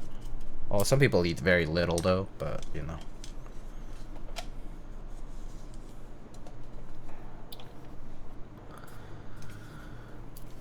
Does anyone own used clothing would like to help me in conducting some research? Huh. That's random. What kind of research would you conduct by just having used clothing? Owning used clothing. Isn't all clothing that you own technically used if you've worn it at least once?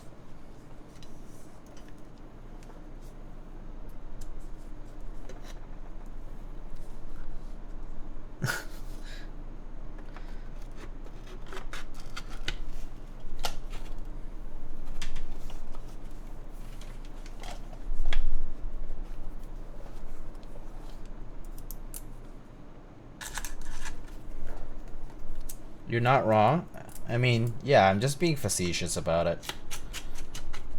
I know I'm not wrong, but it's also just one of those, like, obvious dumb arguments.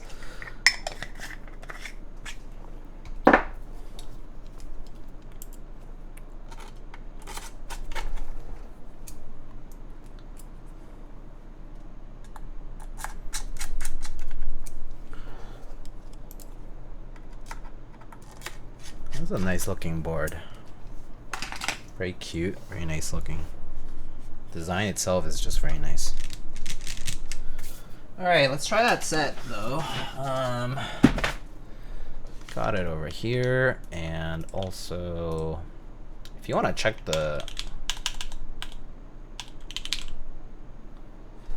kitting, it's in the exclamation keycaps, I think. I'll put the listing of the Solarized Dark set. This is the classic Korean pop culture silhouette kind of board. Yeah, sorta, yeah. I mean, you know, I mean, it's just a TKL.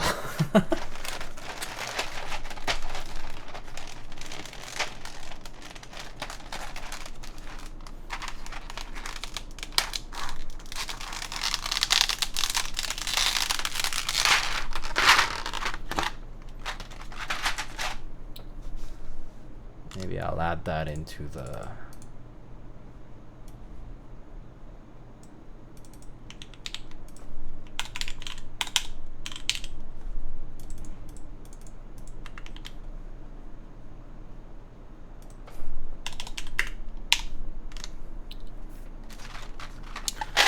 Yeah, this might actually look pretty good on this. It's a nice contrast. See how it looks though.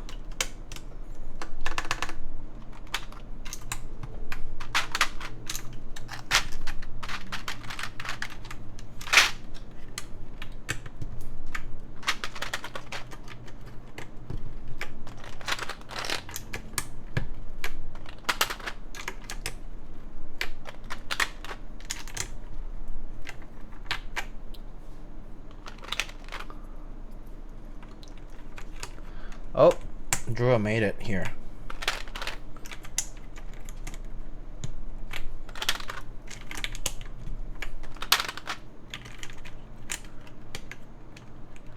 I need to lose some weight. Too many all-nighters with Taco Bell. Oof. Rough. All-nighters are rough.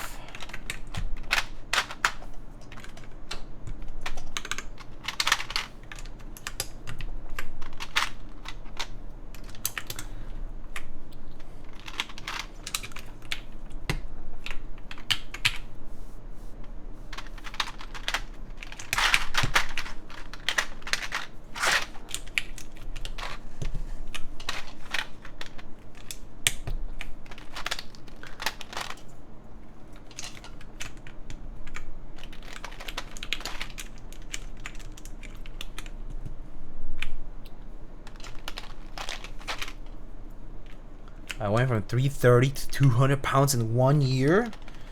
Oh my. That sounds very drastic. Very drastic change. Oh, this design is so nice. Has all the logos nicely in the middle and everything. So cute, the bear.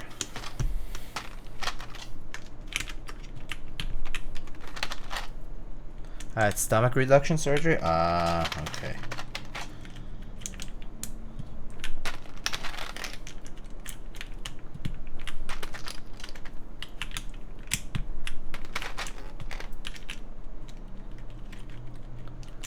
Not the biggest fan of the Legends of the DCX set. Looks a little weird to me. I mean, they're definitely not. They're gonna be not the same as GMK. That's pretty much the bottom line. Like, if you're expecting the same, it's not. It actually looks fine in person. Just kind of thinner overall. Overall thinner Legends. Alignment actually looks okay. I think you could definitely nitpick here a few things here and there, like sizes of certain Legends, like certain symbols in particular. And like the alignment is a little bit much more left leaning, I think, than some GMK keys. But yeah, I think other than that though, it's clean.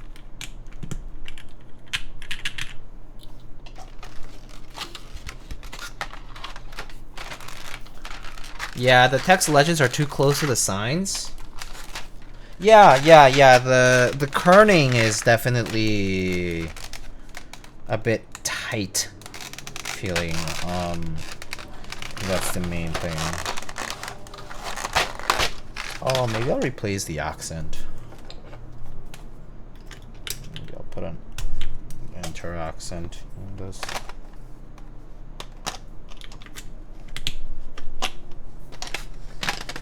I like the tray though. The tray is actually pretty nice.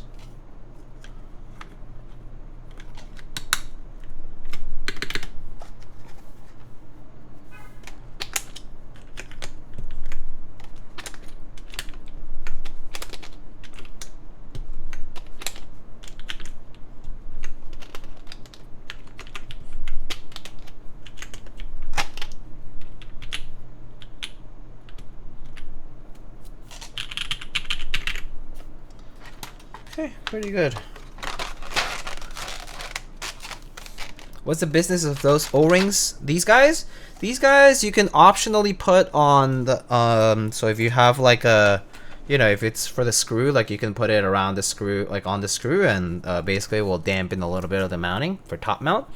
And then there is also O-ring mount technically, like the full gummy O-ring that goes all the way around. If you want to do that instead of top mount, you can also do that. Think about the Newfie Gem 80. Thoughts? I actually don't know. Newfie Gem 80. 150 to 190 bucks. QMKV compatible. Let's see, they have wired and Bluetooth ones. A few different colors. We can show it on the screen here. Let's see. You get discounts on switches and keycaps, and then there's like extra stuff. But I mean, looks fine. There's like, oh, these are wrist rests and stuff, and keycap sets. I see. But I mean, as far as the keyboard itself, it looks okay. 150. I feel like you can probably also get a pretty good deal if you get like a Neo 80 is also like 200. Is it like 200? I actually don't know. How much is a Neo 80? Neo 80 from RØDE Keys is 140 bucks. That's really good. Anyway, so more details on the board. Let's see. Below here. Let's see. Okay. An uncustomary custom keyboard. Blah blah blah blah blah. Marketing spiel. Colors. Okay. 1 kilohertz polling rate, whatever, QMK via Omni mount. So like, yeah, okay. So basically gasket mount with different little modifiers of it. Okay, this is all kind of just general hot swap, some backlighting, and then the rest is just design perks, I guess. Comes with every foam imaginable. Comes with play foam, PE foam. I can't tell what that is. And then case foam. Not sure if this is silicone or something. And then the bottom piece. Secret foam. It says sound dampener. So yeah, some kind of. extra sheet of something. It looks like plastic though.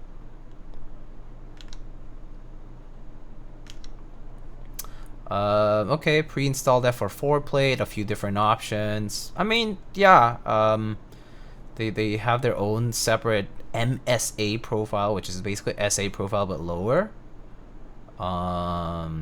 And the rest, I think, okay, they just have some kind of silicone piece here in the spacebar area to dampen it.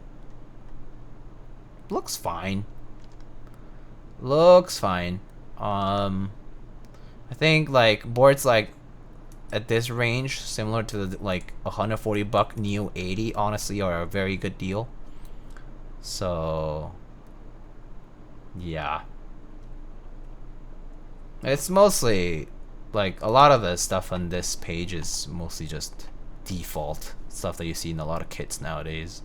So like foams, plate, right? And then you got QMK Via, almost every board has it now, and hot swap PCB is the default a lot of the time now. And then the tri-mode PCB, which is gonna be your Bluetooth, wired dongle, wired or wireless dongle. It's probably not a bad deal. If you like the look of the Newfie Gem 80, get it. But the Neo 80 is also like a very good deal for around the same price. So I would recommend either of those. You know, either's fine, whichever you like more the look of. But I think they both pretty much include the same perks, like the same features.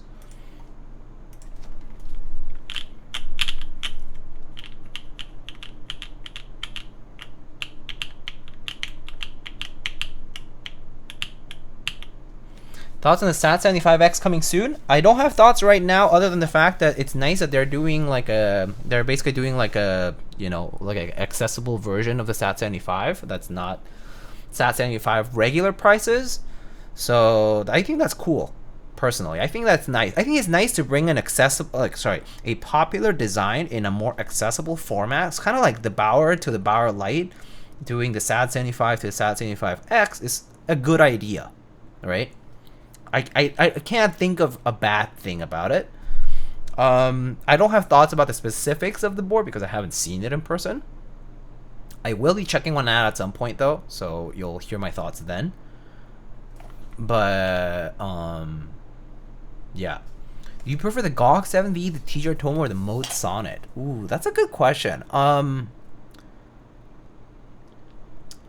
Okay, well, is this a personal preference?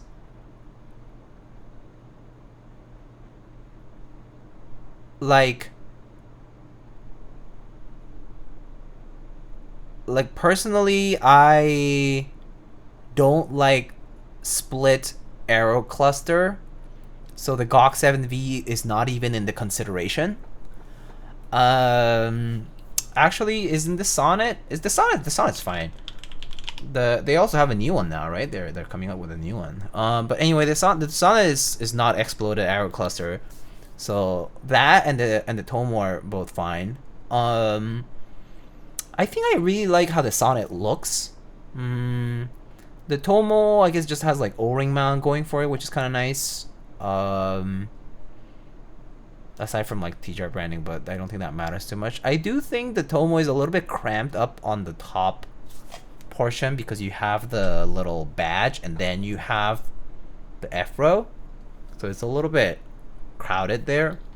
So I think the Sonnet actually plays with space a little bit better for that. And the accent is like a nice touch on the Sonnet. So I actually think design wise I might be a little bit more towards the Sonnet than the Tomo. That said, if you want something like O-ring mount specifically, then the Tomo is probably the better choice. But yeah, the accent bar is a nice touch, and the Sonnet side and whatnot is a very nice. It's very nice looking actually. So yeah. Typing experience wise though, I think both the Tomo and the Sonnet for me are like 1-to-1. I like both. I've tried both, and I enjoy both. Like isolated top mount on the Sonnet is really nice, and I enjoy both O-ring and top mount on the Tomo. So yeah. How are you liking the line, TKL? I mean, I literally just built it. I haven't even tested it yet. We're just putting on keycaps and then I got distracted. But it looks very good. It looks very cute. Very nice.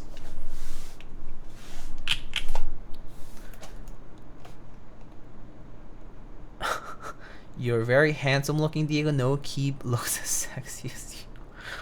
What? Okay. Let's put on some caps on this. This. Yeah, we can put some from here.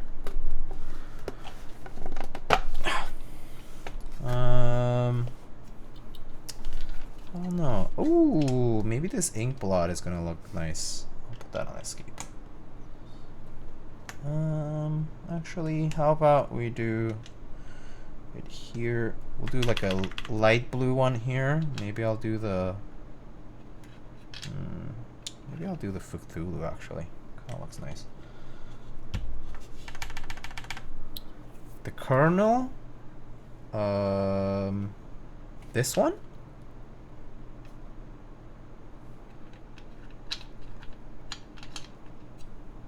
Put it on here, yeah.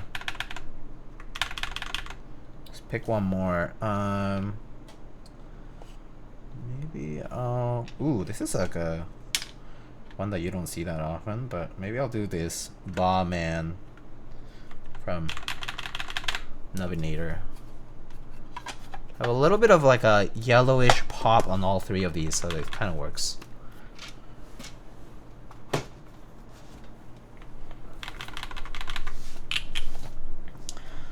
Okay. All built up. Very good. A little smudged here. Wipe it down. Alright. Oh, that looks good. That looks pretty nice. Nub stuff, very polarizing. Yeah, it's very organic and very raw looking. So, not quite great looking. Nub sculpts, very like, it's kind of like, almost feels like a raw, cartoony drawing done into 3D sculpting. That's how it feels. So yeah. Let me see here.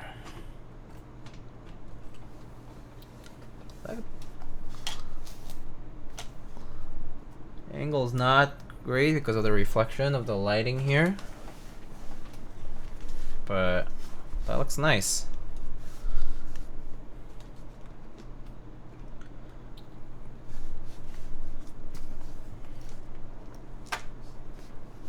All right, let's try this out.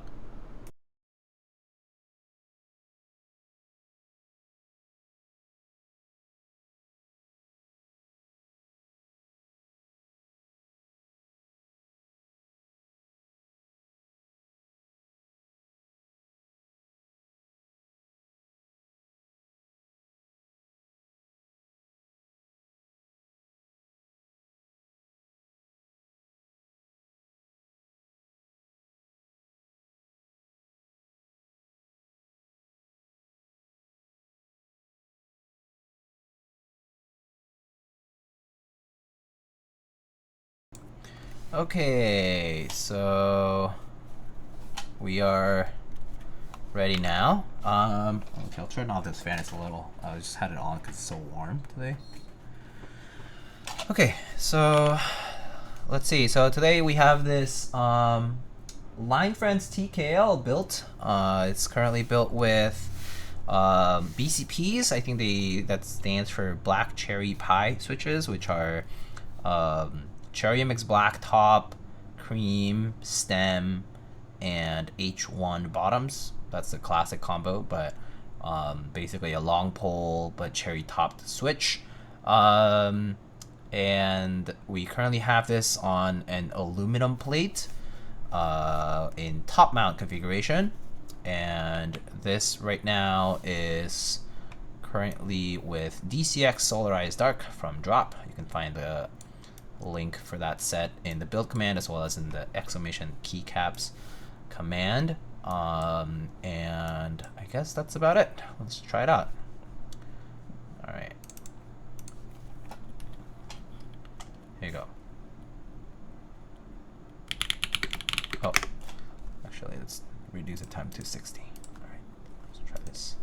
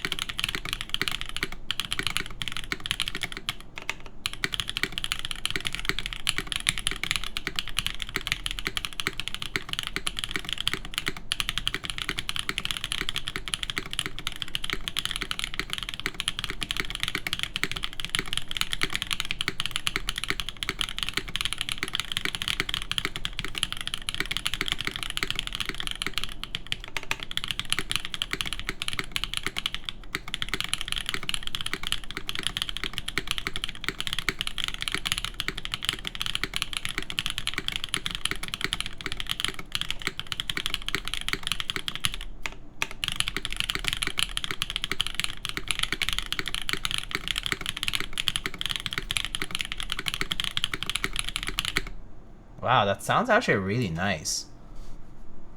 It sounds really nice. Very, very solid.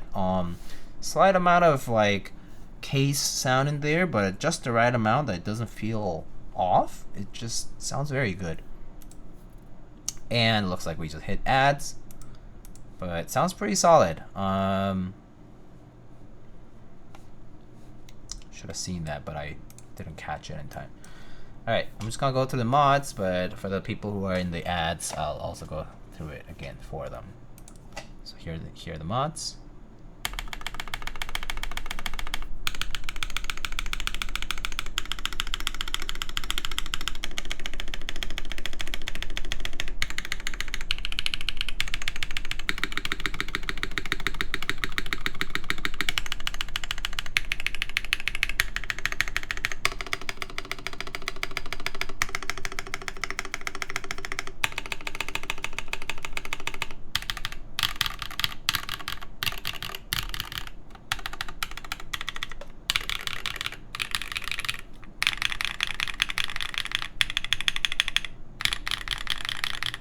Very nice sounding mods in general.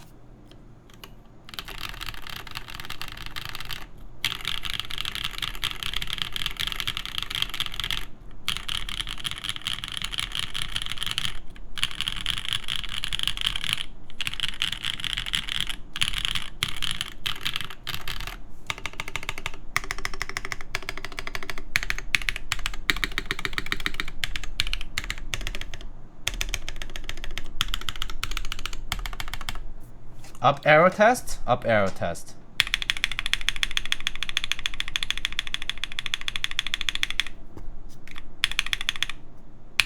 Seven out of 10? Okay, 7 out of 10 it is for Kupo.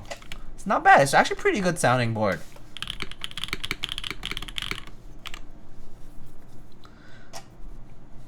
I die inside every time you type? Why is that? Is it too loud? Do I type incorrectly? What plate material is this? This is aluminum.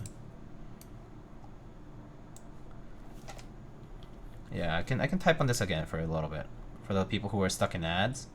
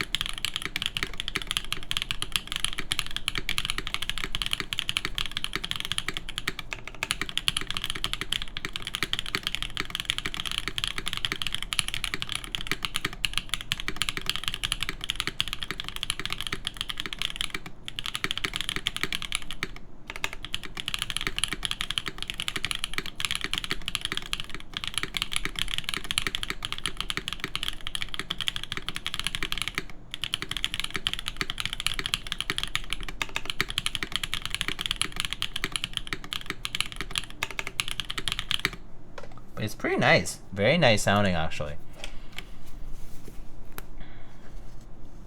A bit more resonance with long pole. I see. Yeah, I could see that. I mean, I think in general this seems to be the case with a lot of long pole switches versus regular. I think that's kind of on the normal side of things, but it looks good with this set too. It's a nice sounding board.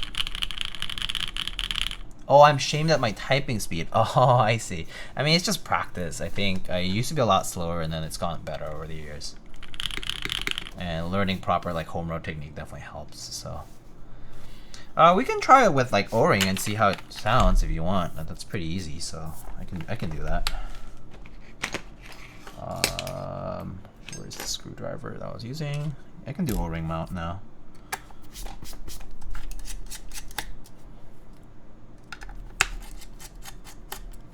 Just like paper test is an indication of a good keyboard.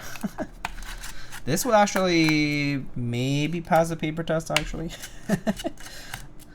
Obviously, just a joke.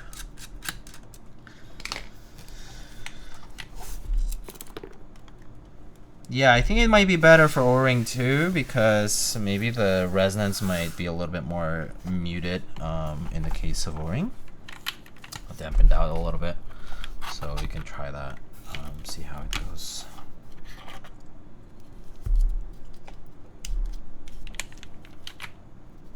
I think my best personal is 72, but the average is like 60. That's fair.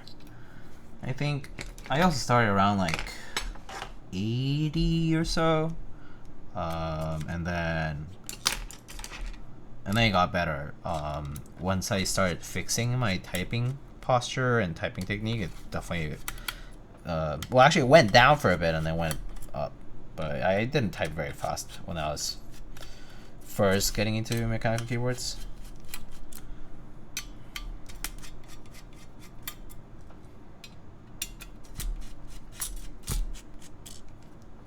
But yeah.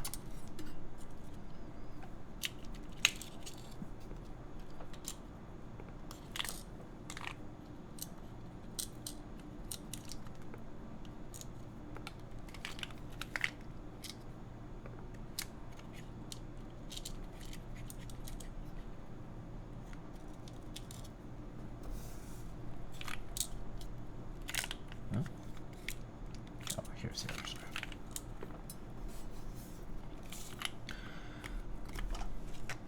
Okay, so for O-ring, just gotta put this guy around all the way. Simple. So for those who don't know, O-ring mount basically just constitutes this gasket O-ring that sits between the PCB, the circuit board, and the plate, and there are these cutouts here that allow the PCB to pass through in the case. And so basically the assembly sits on these pillars right here, these round pillars you see over here. So the O-ring basically sits on those, so essentially you're putting a gasket between the case and the assembly, and it dampens out a lot of the vibrations from the assembly itself, and also it just differs in how it feels depending on how stiff the O-ring is. And of course the positions of these posts as well.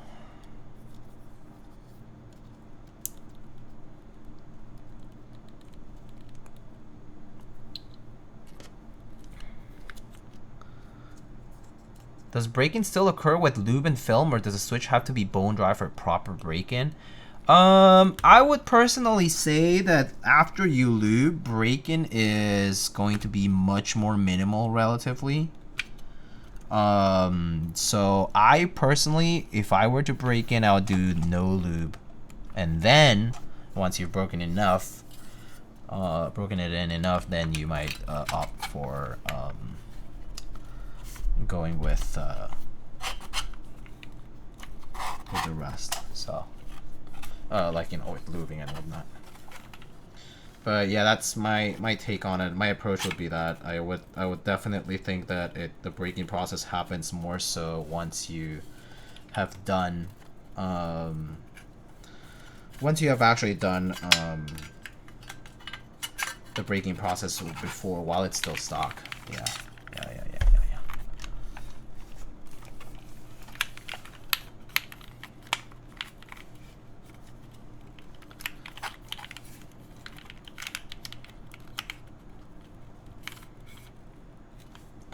Okay, I misaligned the plate a little.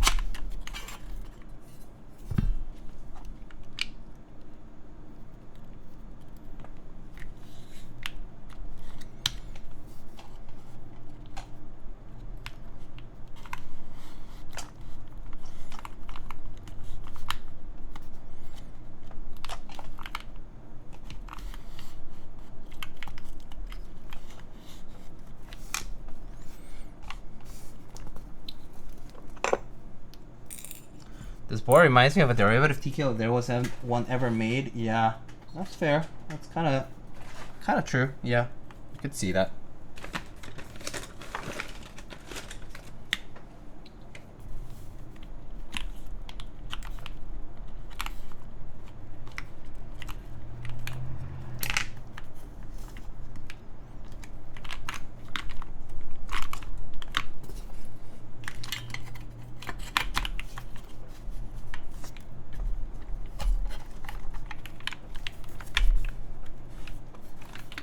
Braking machines aren't that great because you can damage the leaves very easily. Yeah, I guess that's true. Ugh, this O-ring keeps getting stuck at the sides, so I need to really push this in.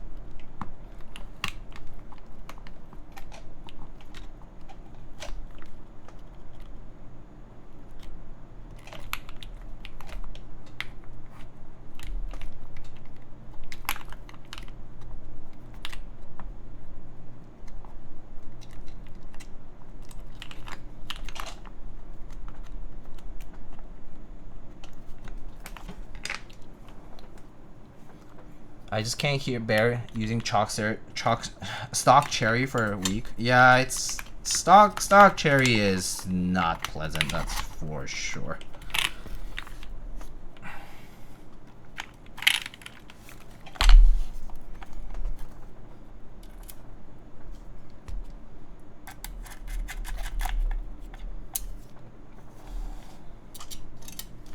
If you wanna learn, I learned to touch type. Oh yeah, I also used the key VR. It's pretty useful, yeah.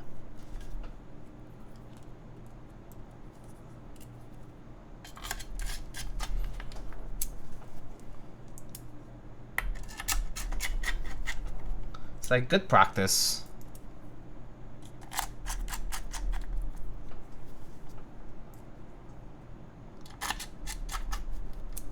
Use it for a month and couldn't get past 120 words per minute, but 120 is pretty good.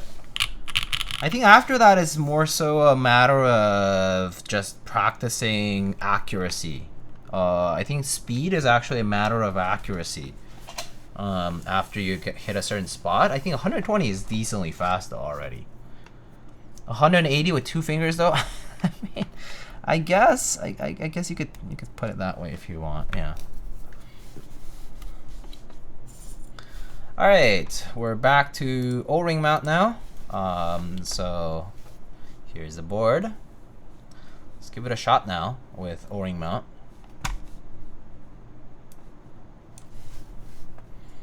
Okay, so O-ring mount. Okay, oops. I mean to make that big. Okay, there we go. All right, let's try O-ring mount now. Same build.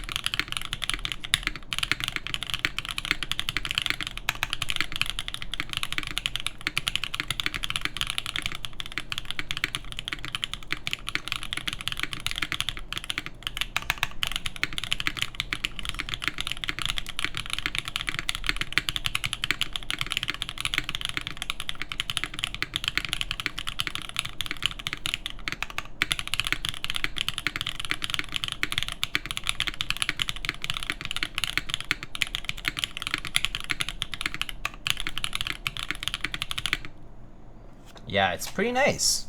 It's very nice.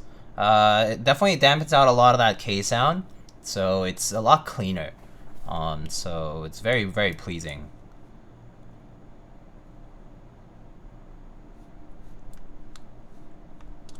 Both are good though. They have their own merits in how they sound. It just depends on what you prefer here, but if you want a cleaner sound, especially with these long pole switches, I think this is pretty much the configuration to try. All right, so here are the mod now.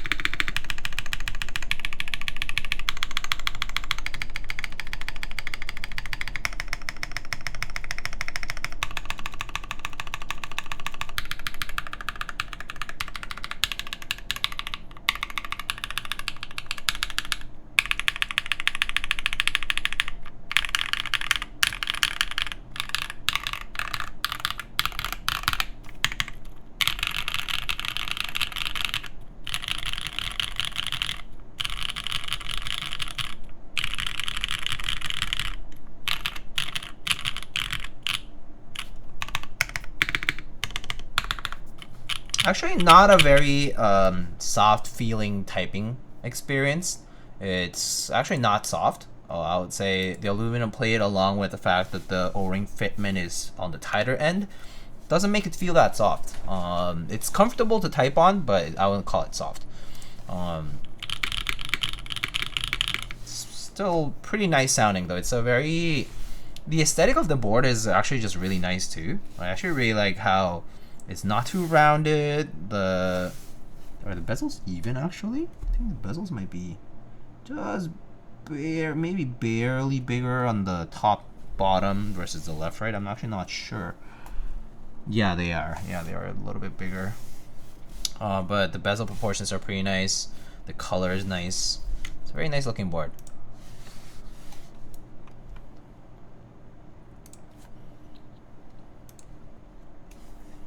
We need to swap the kick, the best platform where nothing bad happens. Surely. Kick would ban Diego for being too PG? Yeah, this is true.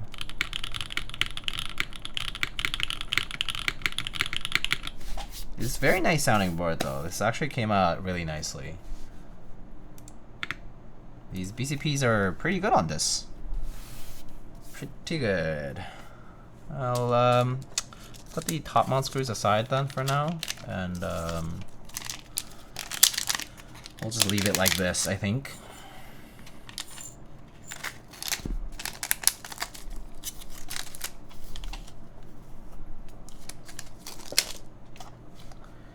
You guys got any other questions, requests, whatever's?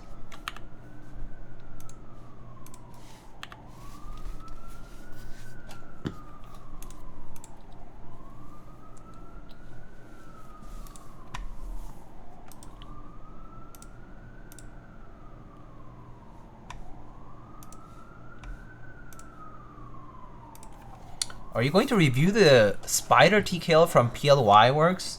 No. Well, at least that I know, no. If you want to be a nice person and suggest to PLY Works that I should review it, then someone let them know and maybe they can reach out to me. But other than that, no, I'm not currently scheduled to check out the Spider TKL.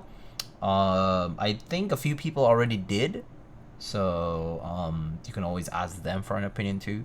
But no, as far as I'm concerned, I don't know about my involvement with PLY Works, so probably for the best to just, you know, leave it be. If you want to see it here, then maybe someone tell them. Rarest GMK set you have? Rarest? Maybe Classic Retro Arabic might be the rarest I have, right? I think that's probably the rarest one, right? That I would own. Probably. Mr. Seymour has Polish Pro. That's not a GMK set. That's not a GMK set though. They said GMK set specifically.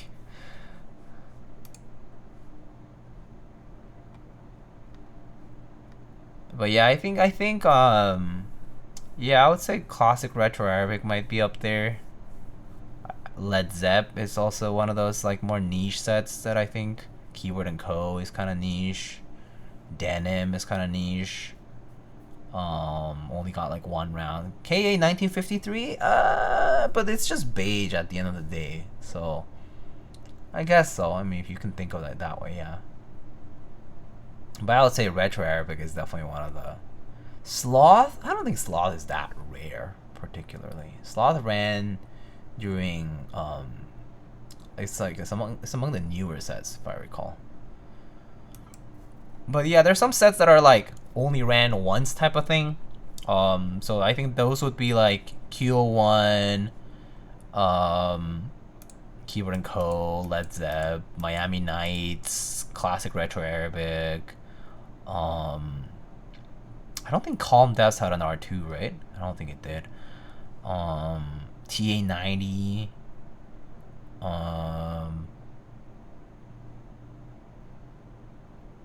Solarized Dark, I guess, technically. The GMK set also only ran once.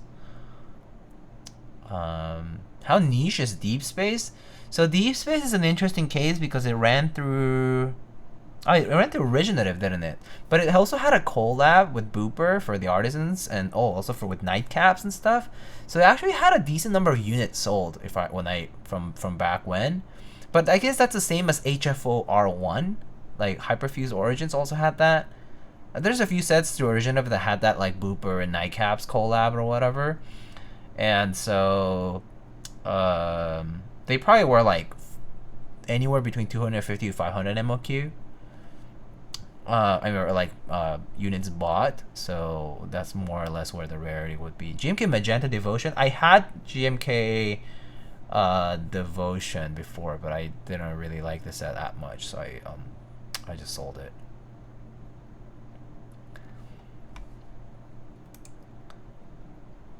Not this long slabs. Yeah, isn't this Harming Urban Stereo?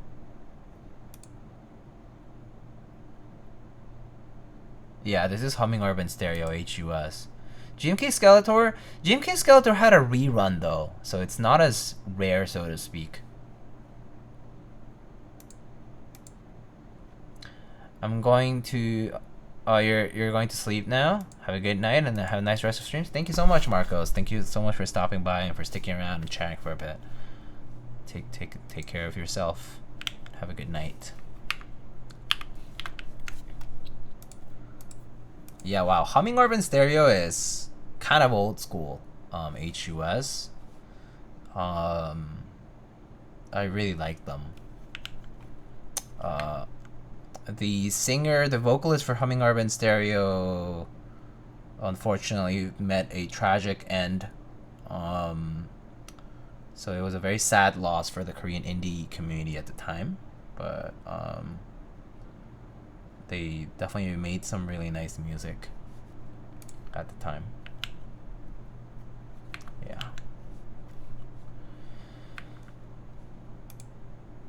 Would you ever let go of some of the old GMK sets? Maybe.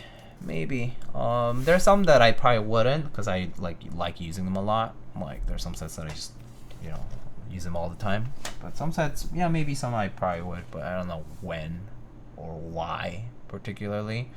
I guess why would be if I'm clearing space, and when would be, well, whenever that happens. Yeah. Would you buy some of the other sets? What do you mean?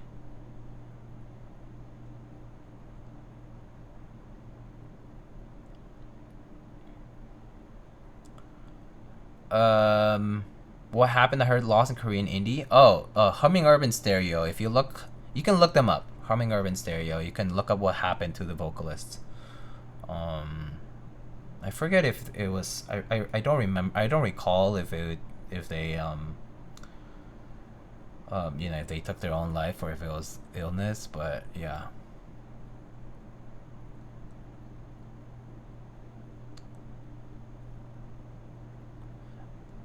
Icon or text mods? Icon plus text. So classic icon plus text is good. Like, are there any of those old rare GMK sets that you want to get? Like right now? Like sets that I don't have that I want to get? Is that what you guys are asking me about? I mean, let me see actually what sets there are out there.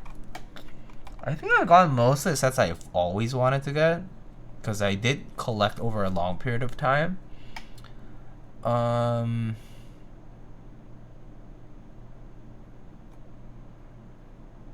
There was a while I really wanted GMK KA 2017, which is what currently is GMK Beloved. It's basically the rerun of that. Is GMK Valentine or GMK K 2017. GMK Christian, which is currently getting its rerun through Novel Keys. That's a set that I don't have that I would love to get. Yeah, GMK Christian is one of them for sure. I've always wondered if I wanted a set of GMK Miami, like the regular Miami, the really bright one with the low contrast. It's like a fun set, but it's not like a set that I like need to have around. But it's one of those sets that I always thought was a very fun set. So it's like I would only have it for the sake of having a fun set like that around, yeah. But it's not like a set I'm like, oh, I love that set. It's not. Other than that, like, I've gotten rid of some sets that I think I may have kept otherwise. Like GMK Coniferous was one of them. I've had GMK Coniferous like 2 or 3 times before, and I, for whatever reason, I always got rid of it again and again because I think it was just the alphas. They're a little bit kind of like too muddy feeling, and it's a nice set overall, but it has like low contrast, and there were just better green sets. So I never ended up wanting to keep GMK Coniferous.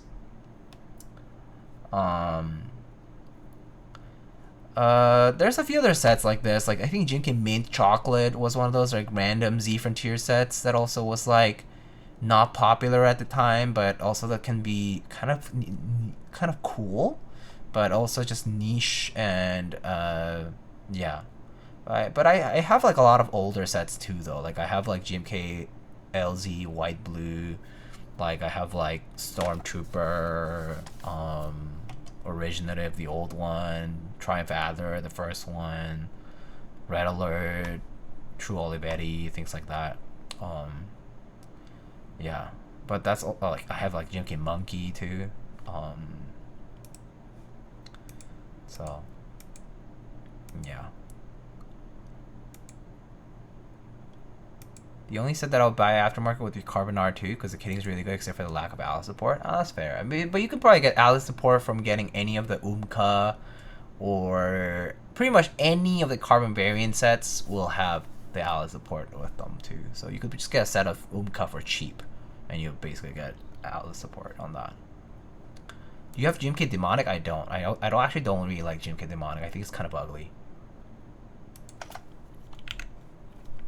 GMK Demonic is a set that has this icon mods, right? I think it look pretty ugly.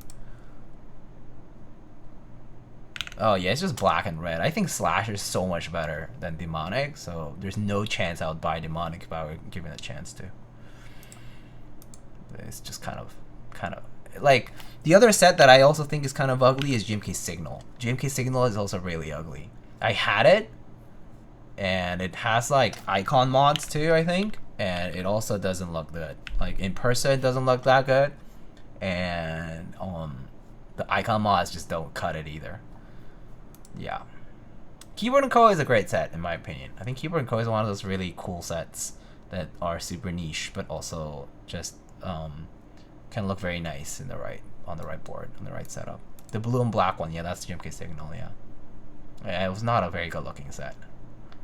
Yeah, there's a lot of people who want old sets for the sake of their age, because they're old and rare. But there are genuinely several sets out there that are straight up fucking ugly. Like Corsa, Iris, those sets were kind of ugly. Like some of the Z Frontier sets were kind of ugly.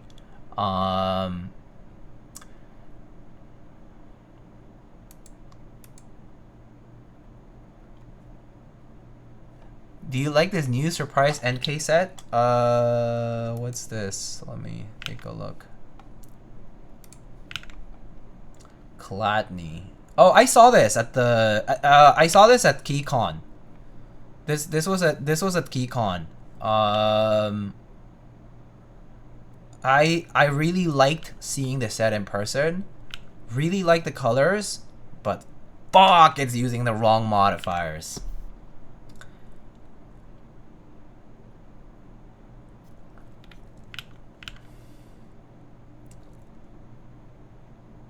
Everything about this set is good, except for the modifiers. 185, okay, sure, but it's a pretty fat kit, right? Look at the kitting. It has all the novelties or whatever.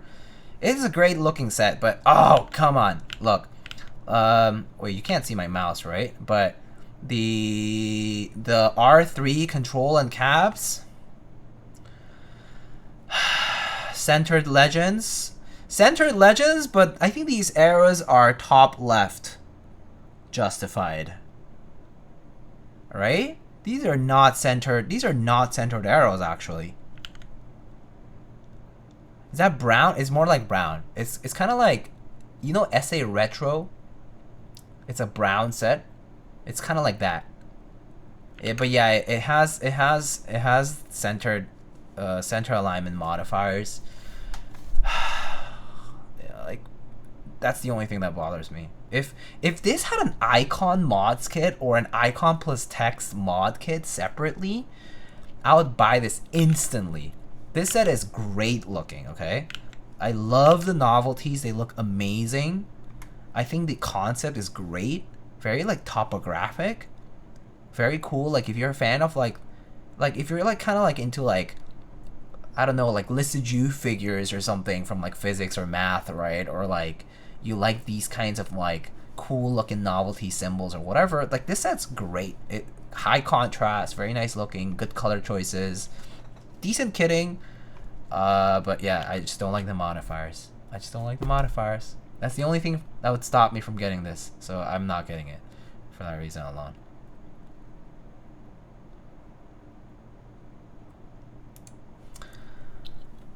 Can GMK produce 4D keycaps? No idea. If they do, then we would probably be in some like other dimension now. You've probably talked about it already, but what's your stance on the whole rubber hose keycaps into GB spots for the D and Janes down the line? I don't really have a tough stance on it. I think it makes sense for KLC.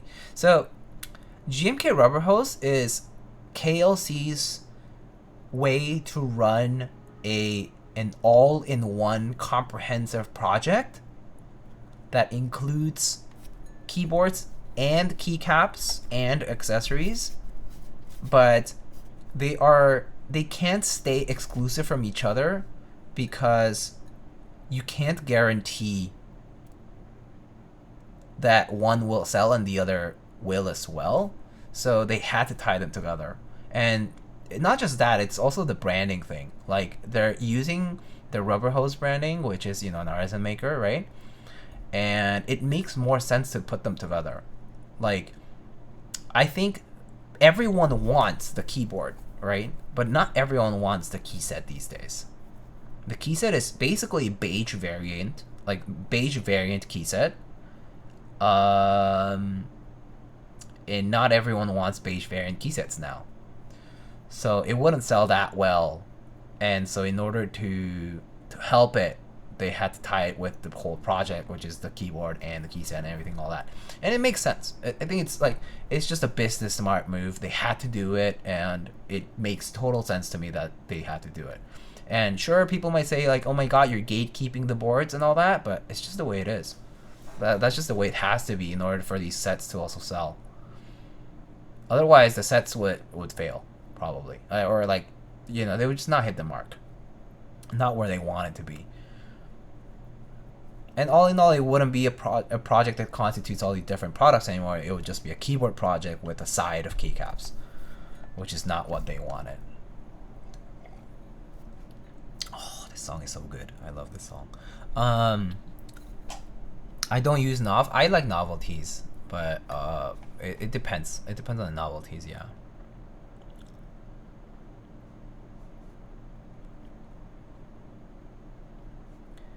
What do you think about GMK High Vis? I love it, so bright.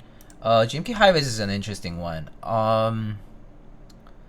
I like the concept as far as high contrast set, or sorry, like yeah, like high contrast, super glaringly bright set, right? JJW KB is right here, but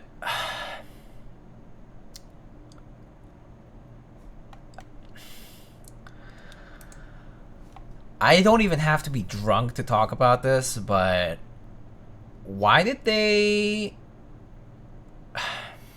I don't like them. I don't like the modifiers. I don't like the icon mods. I don't like the change in font. I get doing different things, but it's just not for me. It's just not for me. It's just not for me.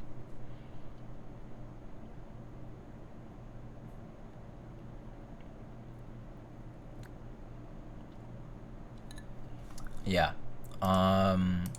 Like, I think having a neon bright key set is cool, but like some design elements here just don't square up for me. For example, I'll give you a very quick example.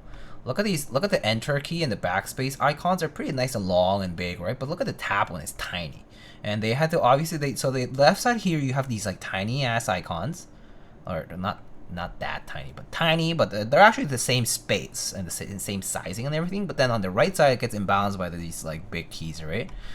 Meanwhile, you get this like long shift here, and then you have this small icon there, and then the arrow keys kind of like look big and centered too. I don't know. It just looks all over the place for me.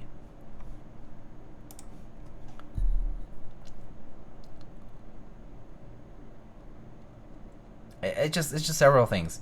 But yeah, like the caps lock, the tab icon, the tiny shift icon on the really long right shift makes me feel a little weird about it. And so it's just like one of those things that if I'm doing it for the look, it's not for me. Like these other icons also, I guess. Let's see, let's print, scroll, pause. Okay, those make sense. Insert, home in, page up, page down. Okay, these icons make sense symbolically. I don't know why escape is a like this key. I don't get it. Don't know if this symbol was ever used in anything else. These are kind of global because you've seen on Macs and stuff, right? The control keys and the alt keys, and the diamond is a very like kind of like agnostic sort of symbol for that. But I don't know why the escape is this. I don't know why this is escape. Anyway, there's things like this. Oh yes, we haven't talked about the numpad. Shit. Okay. What's going on here, buddy? What's with the numpad? Numpad enter and numpad plus. What's going on? Why are they not centered? Or just long all the way? Ah! You know? It's one of those things. Like, why do we have nice centered icons for the regular nav cluster, and then the numpad plus and the numpad enter are this way? Why? Like, it's just one of those design like, okay, I'm not a graphic design person. I have no background in art, no background in design, but I can see it and say that doesn't look right. You know what I mean? Like, look at this ISO enter, dude. Look at it.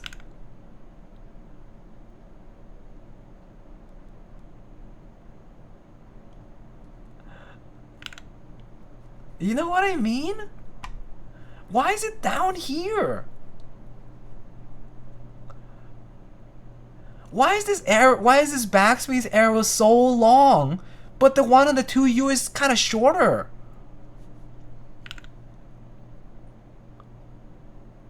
.5U backspace icon looks longer than the one on the 2U.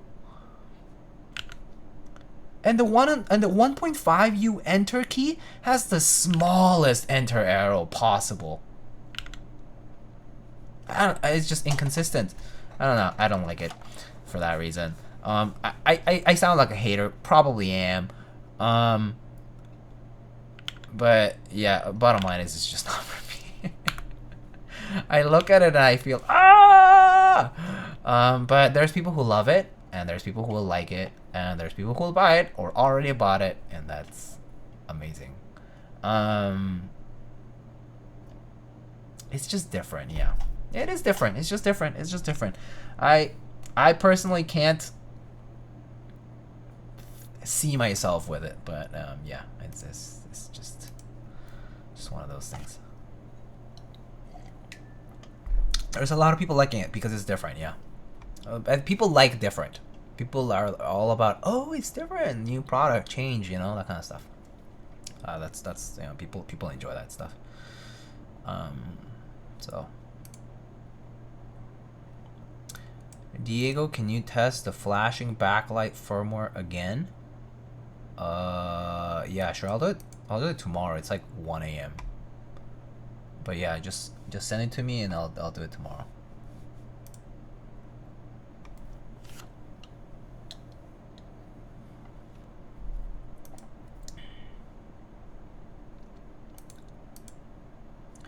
Between this and Christian, which would you take? Christian, obviously. What? Why would I? What?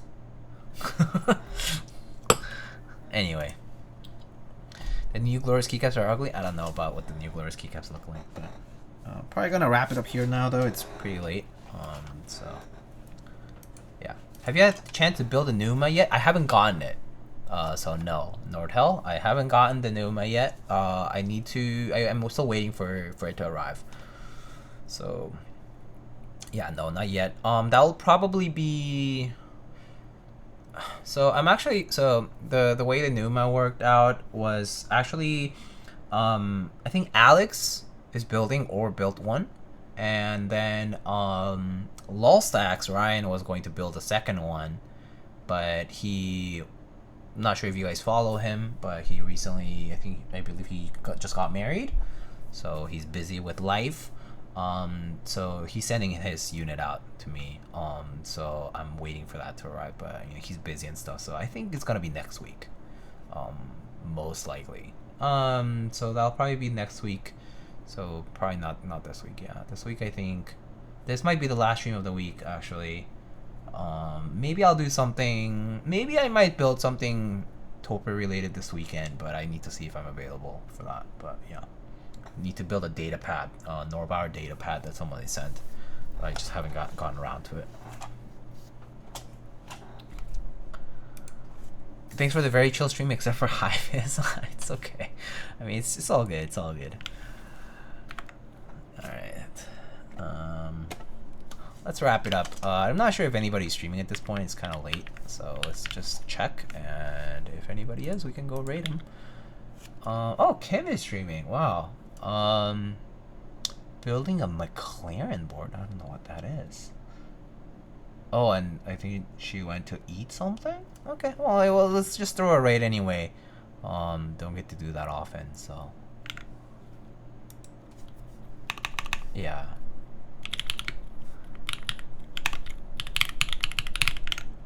Alright, today's build was pretty nice. Successful and nice build.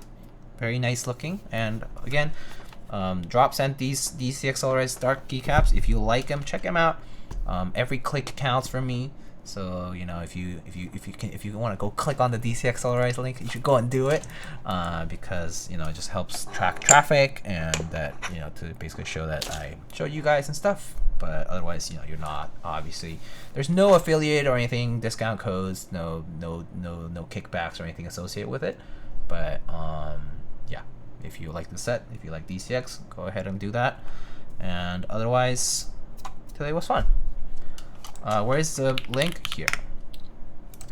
And I'll see you guys on the next stream, probably to build that data pad from Norbauer for a client. And yeah, I'll catch you guys then. Take it easy and have a good rest of your week. Don't let your week be a wash like mine's been, to be honest. It's been hot and it's been unproductive, but keyword wise it's going better, but for my work right now I'm kind of in a slump, so yeah, have a good one. Take it easy, guys. I'll see you guys later. Take Take care. Have a good night. Have a good rest of your week.